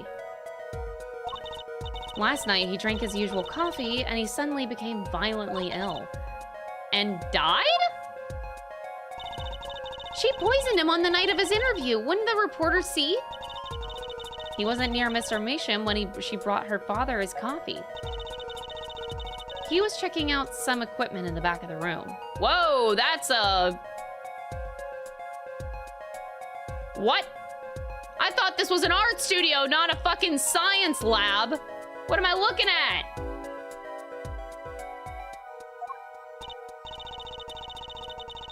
Supposedly, that's why she didn't notice he was there. It was a reporter who called the police, in fact. Wait, but why is she the suspect? If anyone is suspicious, it's the reporter. Yet the reporter never got Mr. Misham's coffee. Even Vera acknowledges that. Regardless, I want to know more about this reporter. Typical art stuff. My ass! That's not typical art stuff!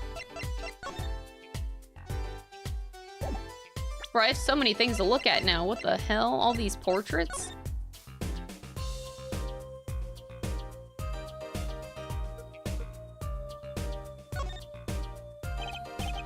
What do we have here? Looks like a person thinking about something. Maybe they're worried?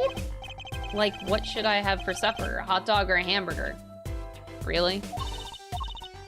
You know, I've always wondered about that. Why is there supper and dinner? Are they different meals or the same thing? Maybe that's what this person's thinking about. Yeah, because that's definitely what they're thinking about.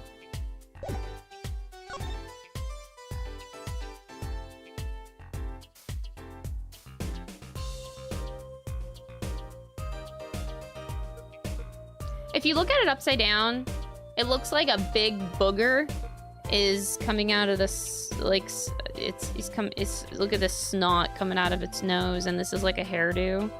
This is like the shark hairdo from Shark Boy Dickhead. Wearing a red heart beret. You don't see that? This is an eyeball, this is an eyeball, this is a nose, and it's coming out of nose.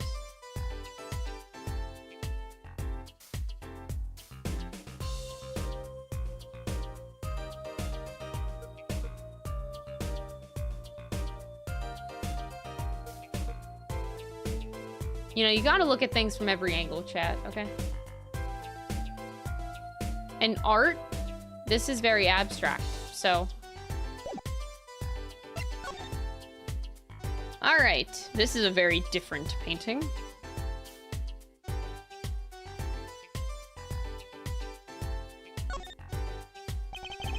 Is that a pufferfish?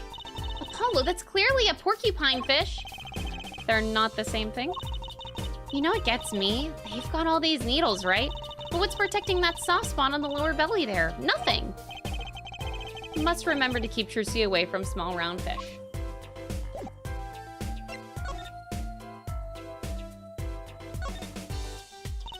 Apollo, look at this painting. You can see the rough sketch. Looks like it was only half completed. That's funny. Do the rough sketch and the finished painting look totally different to you? They do, actually. What's that all about?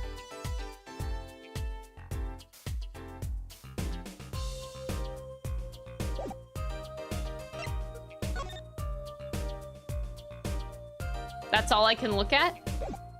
Oh, okay. Time to look at the room. That letterbox looks funny sitting inside a room like this. Let's take a look. Empty. The other half of that letterbox is actually connected to the outside of the studio. Mr. Mission would put his letters in there, and then the postman took them away.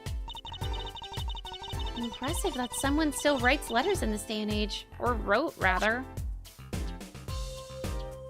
Does anybody else write letters? Like, I still write letters to people. I know it's like a dying thing, but I actually still do it. I like sending out postcards. Postcards are nice.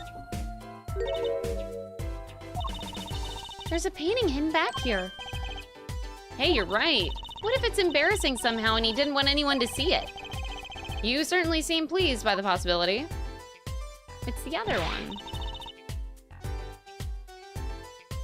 I write letters and numbers. I hate it here. You write birthday cards? Okay.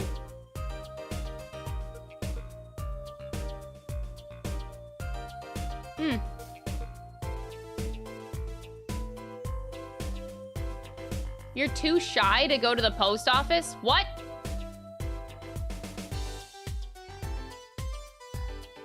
Bro, that's bad. You gotta go outside and touch grass now. It's just the post office. What? Huh, it's so normal. That's hardly something to get mad about, huh? What is it, Apollo? Doesn't this painting look like... Never mind. I better get a professional opinion on this.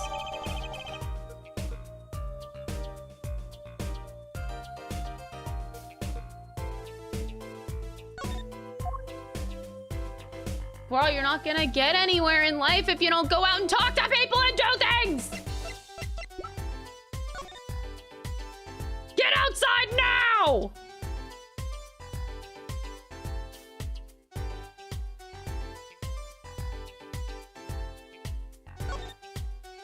Oh my god, it's a peach. It's just a peach. Hey, Apollo, this painting, I know it! It's that story where the old woman is doing the wash in the river. And this giant peach comes floating on down. That might possibly be the strangest thing that I ever heard.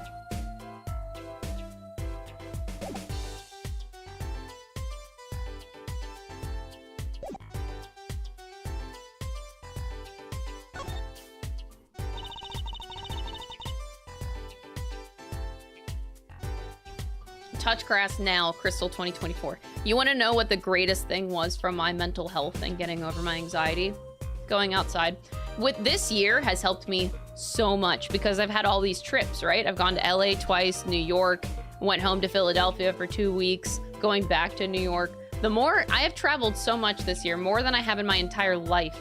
And let me tell you how much my mental has helped so much by going out. Go out and experience things, people. Do things. I imagine this coffee cup was for guests to use. Guests? Did the police already analyze this cup too? Not a trace of poison was found on that cup. So the killer was after Drew Misham alone. Wait, what? The killer was after Drew Misham. Okay.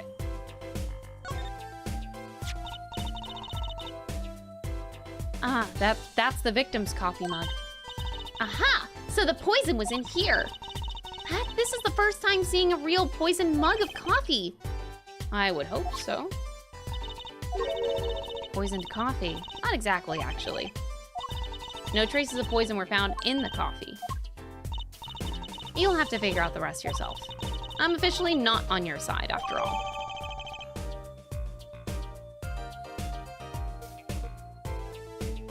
Huh. We're getting so much here. So Vera is only 19?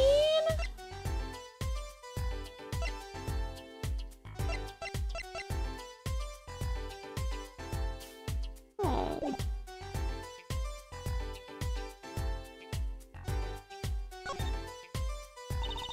I wouldn't mind taking a closer look at those paintings. I just love oils. You know how they're so thick? Is that the word? These paintings are all dry. I'm just surprised at how different these all are. And what's going on with this half-finished one? Must have been a work in progress. You could still see the rough sketch below. That's what's so weird. Sketched part doesn't really fit the finished parts. I noticed. That is weird.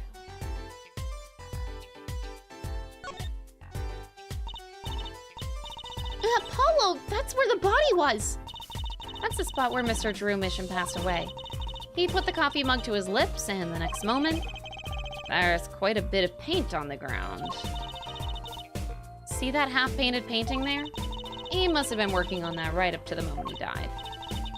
A true artist to the end. I think the killer moved it. I don't think that's it.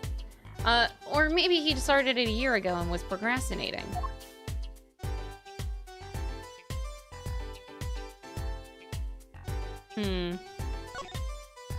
The other half of this room is very interesting. Look at all these paints, Apollo. There's so many.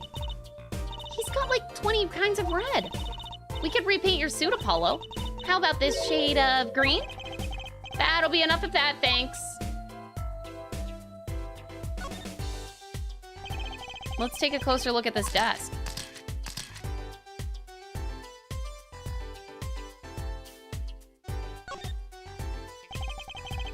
I like that his hair looks like a paintbrush.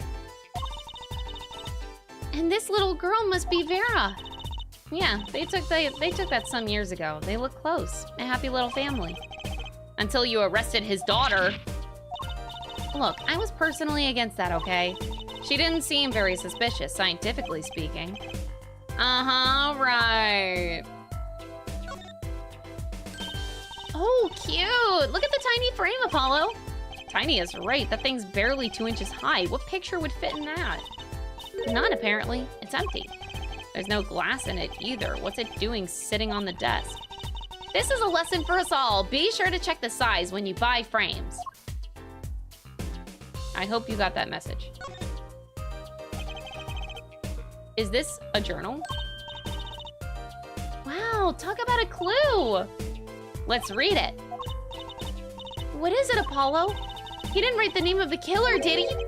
It's new. He didn't write a single line. You've got me going there for a little while. Hey, Apollo, what's this feather thingy? Isn't that a pen? Like an old-fashioned quill pen? But it doesn't have a pointy end.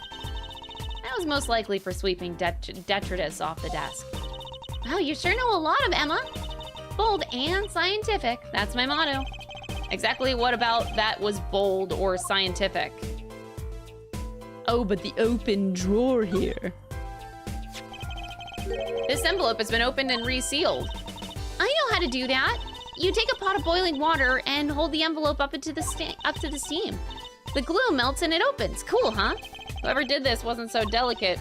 You're right. It looks like they just ripped it open and stuck it back together. Huh? The postmark on this letter, it's from 7 years ago.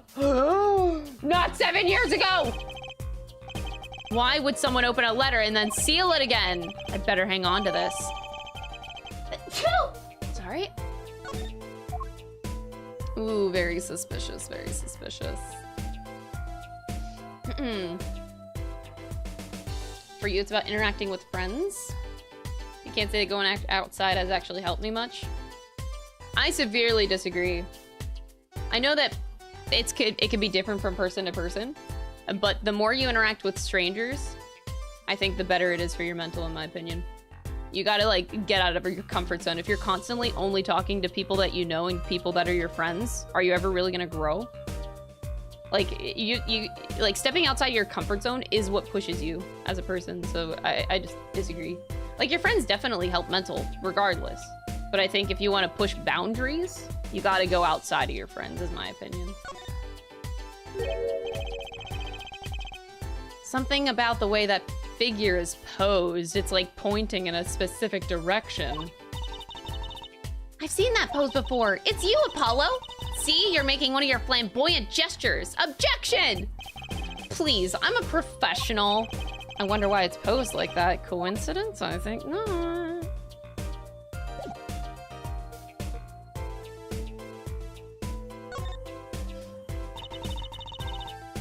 What is all this equipment here for? It doesn't look very artistic, really. He had everything from a lathe to a laser cutter. Looks like he was ready to work on metals and wood, too. Though his equipment's a bit old, to tell the truth.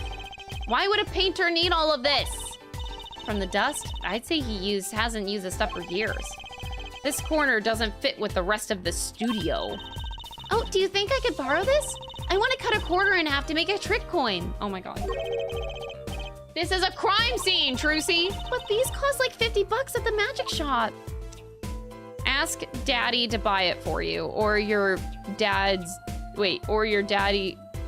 Or your other daddy? Like, Miles?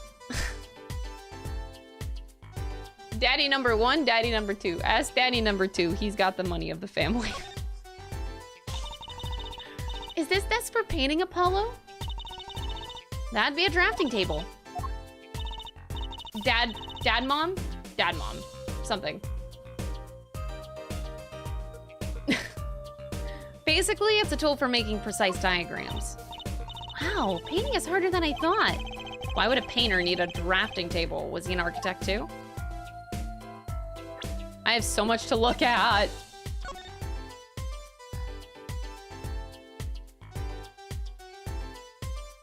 Mum. M-U-M. Mum.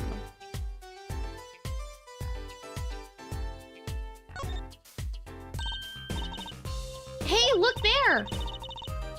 That stain doesn't look so healthy, Apollo.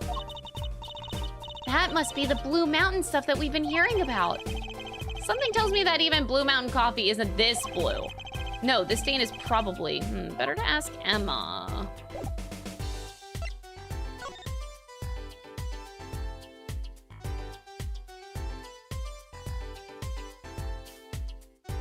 California.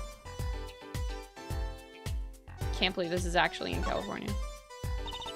Apollo, look, it's been reopened once here. You're right. I wonder if there's some way we can see what's inside. Should I try to get it open and then stick it back shut? Let's not tamper with the evidence, shall we? I've got a better idea. Emma. Yeah. We'll get there. Let's make sure we looked at everything else here. I think we're good though. I think we got everything. All right, Emma. Hello. Hi, it's me. So, can we talk about I guess I'll go with everything. I was wondering about this painting here. That one. What about it? What about it? Yeah, what about it, Apollo? Take a closer look at it, both of you. Now, look at this one. And this is the third painting he was working on. Hey, they're the same. I was hoping you wouldn't find that. You're right, though. How would you not find that? Bro? It's very obvious. A Drew mission was copying this painting. Wow, it's pretty good. Copying a painting, what for?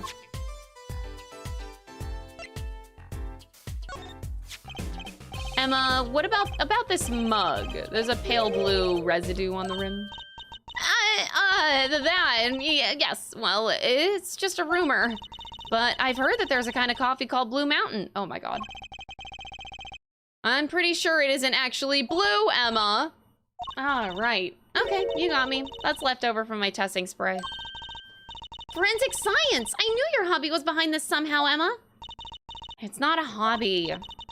So, what kind of scientific stuff are you up to? This spray, that's what. It turns blue when it touches poison. So, the poison that killed the victim was on this mug. That's right. See? It wasn't in the coffee. The killer applied it to the rim of the mug itself. Wow, science is amazing!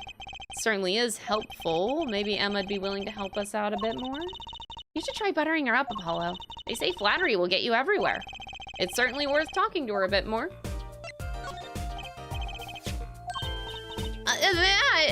Yes, why, that's a bright red envelope. She sure is jumpy. Someone opened this, didn't they?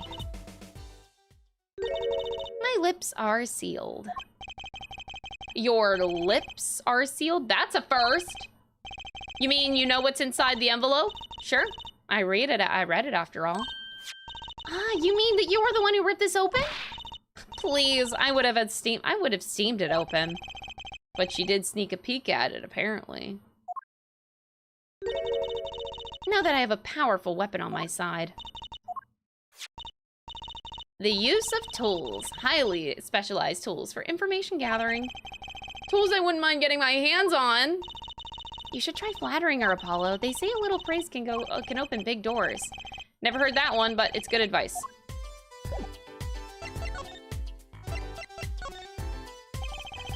I bet Emma could help us out here. Don't forget, flattery will get you everywhere with her, Apollo. What are you two whispering about? Well, I was thinking... I mean, what is it we always do when we run into you at a crime scene? What is it we always do scientifically? Ah, you know me too well. Okay. Okay, meaning we can get scientific now? I suppose. Just this once.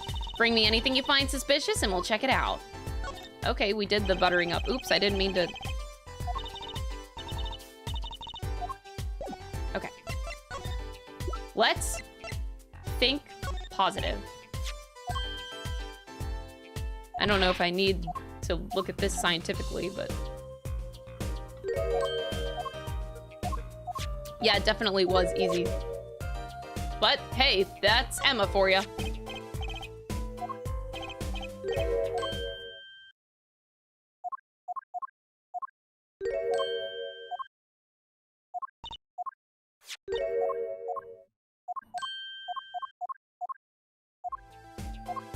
I have to talk? Oh. About poison analysis. I was afraid you were going to ask about that. See, the solution is used to test for atroquinine. Huh? Atroquinine, the deadly poison found in the autopsy. Okay. Oh, I know that spark in her eyes. She's getting excited. Best tread lightly. It's one of the most virulent poisons, but is absorbed into the body astonishingly slowly. It takes at least 15 minutes from the time of ingestion for adverse effects to show. Oh, and guess what? Recent research has shown that's fine, really. We don't need to know all the gory details. I think I get it. You just spray the stuff onto something you want to test, right? Precisely. You can find even the slightest trace of poison with this. I want to try it too, Emma. Pretty please. You don't have to ask twice.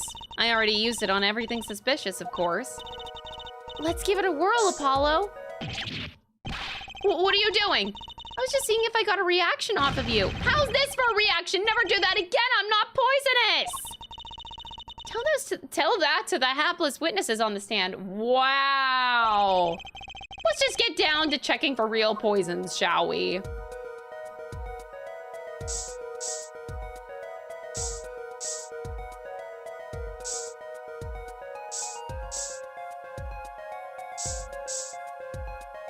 What am I? Oh boy. It's pointing in this direction.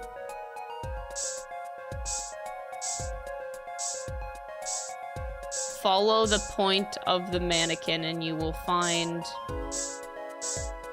what we're looking for clearly.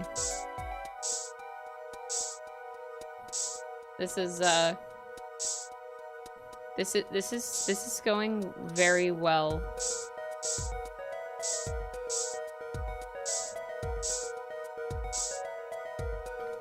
Yeah.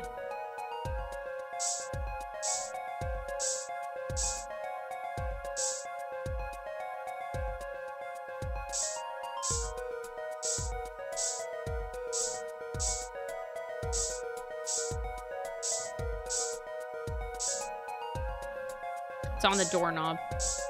Fuck.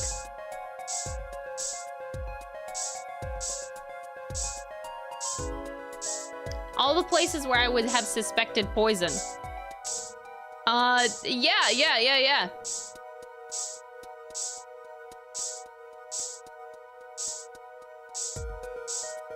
I think that this is going great. I can't even press A any faster.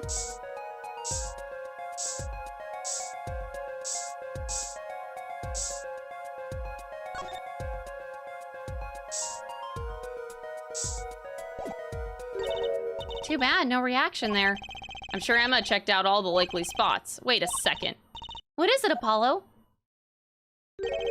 Did you spray that little desk over there? I don't think so. The spray probably can't reach that far, you know? Let's check it out, just to be sure. Really? I had to click the B button?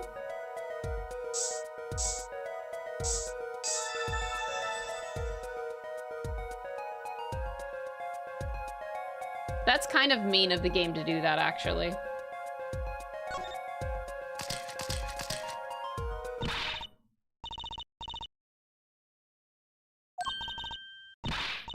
Where?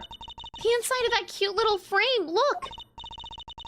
Oh, would you look at that? Nice going, Trucy. I'm known to work magic. Never mind that, I was the one who found it.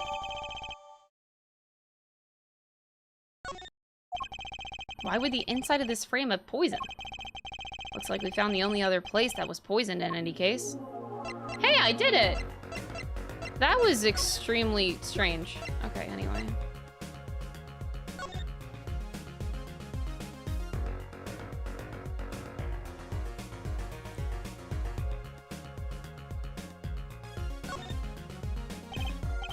Looks like you have to take this back part off to first put a photo inside. It'd have to be a really small photo to fit in there. And that pale bluish stain, why would there be poison on something like this? There's only one obvious reason. Whoever put poison in the coffee rubbed a bit on here too. That's not very obvious, Trucy. That is really weird. Emma, about this. I did a forensic thing! I did it.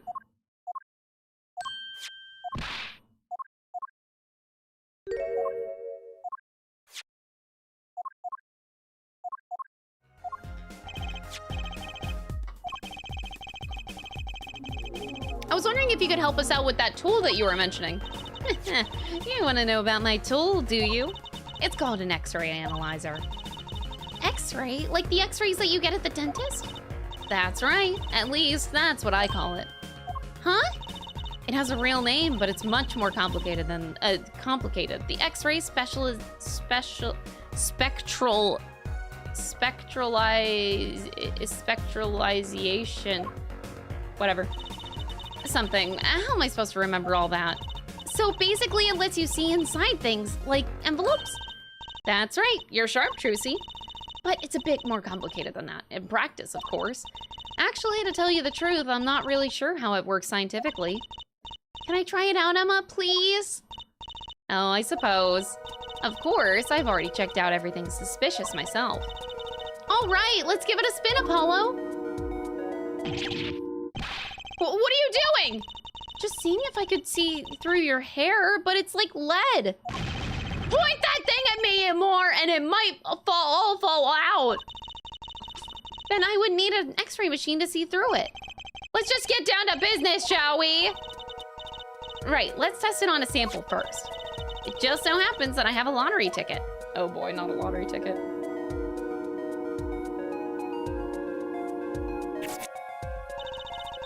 You set the sample in the device like so. I don't see anything. Patience, there's no need to get all antsy. Look at the right side of the screen. That's the layer view of the envelope. You gotta set it to display the outside of the envelope now, see? Actually, it's quicker to just have you give it a try. Turn that dial around for me.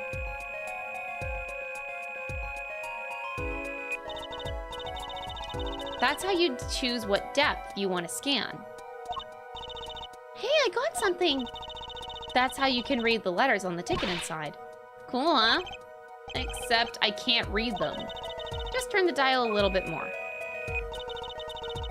What you have to understand is that a sheet of paper isn't really flat at all. When you zoom in that much, you see the paper is like a bunch of hills and valleys. This X-ray device uses a beam with a wavelength of only 0.05 microns. It breaks cards down into thin layers so it can only show what's written on that layer.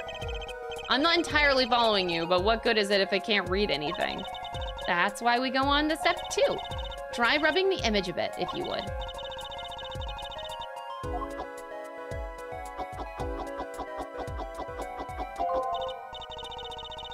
It looks like a butt cheek. Oh. Oh, never mind. It's not. It's not. There, that fixes the image on the screen. Now turn the dial again, just a little. Good, now you can rub this image to fix it too. We just keep doing this until we've got the whole thing. Exactly, not bad. Neat, let's do it some more.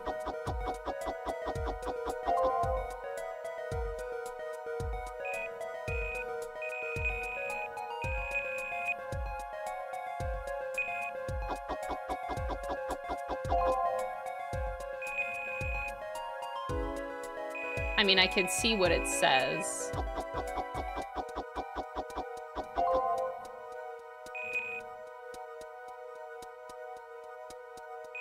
No, we could see it.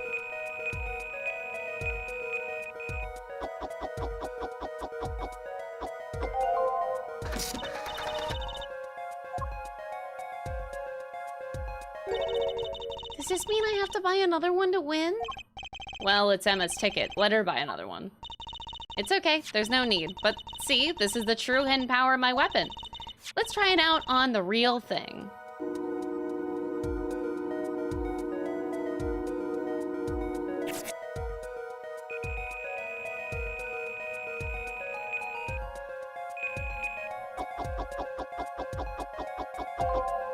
The sound effects on this are very, very interesting.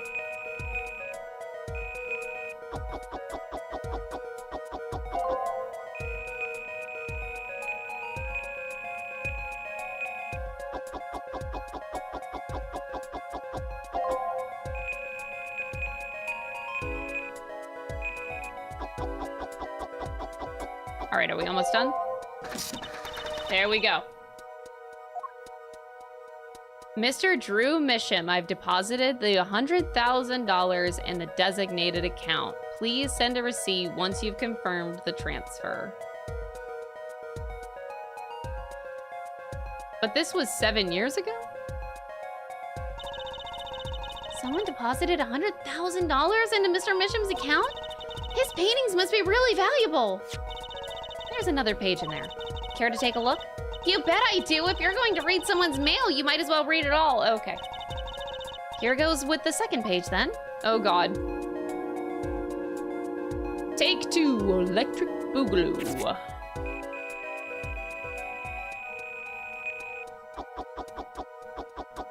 The sound effect is so funny.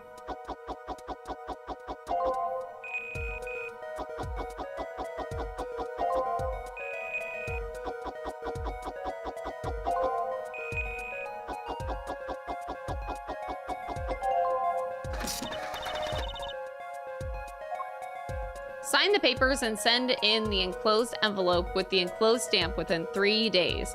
I need not remind you to speak of this to no one. It was a letter about payment for one of his paintings. Why all the secrecy, though? And why was this letter the only one in here? It's 7 years old, right? Maybe it had some special significance to him. Well, Emma? Well, indeed.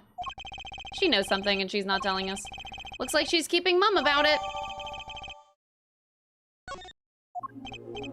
So, Emma, I was wondering, what's the story about this reporter that came here for the story of the night of the crime? I'm afraid I can't tell you because he's going to be a witness tomorrow, I hear. I thought so. I'll never forget that face, but what was his name? Oh, Brushel. Brush? Like paintbrush? Haha. Anyway, he's after a scoop to sell to the papers. So a reporter comes for an interview with a painter. His first interview ever, and that night he's killed. Seems strange to you? Really strange.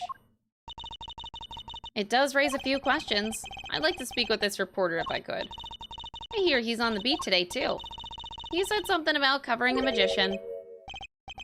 If it's not Trucy, then that leaves one other person. It wasn't Valley Grammari by any chance, was it? Something like that. He's got some big show lined up. So he's out interviewing Valley Grammari. Looks like I'll be heading out to that Coliseum again sooner than I thought. I'll give you that reporter's card if you want. Oh boy. So we are done here, and this is where I must end the stream. We'll just jump right to the Coliseum on Monday, since today is a Friday. Oh my god. Alrighty. But I thank you guys very much for the stream today. I had a great time. In the end, I actually did like case 3. I just could have done without all the extra flashback and play the music 5 million times. But it was actually a really cool case. I liked it. And then this one, immediately intriguing. I don't know where it's gonna go, but for some reason I suspect that Valiant Grammari is gonna die. I really hope that's not the case, but I don't know. I'm getting some red flag signals. But that's it from me. I'll hope you guys have a great weekend. Be safe, don't be stupid, and I will see you on Monday. Bye, everybody!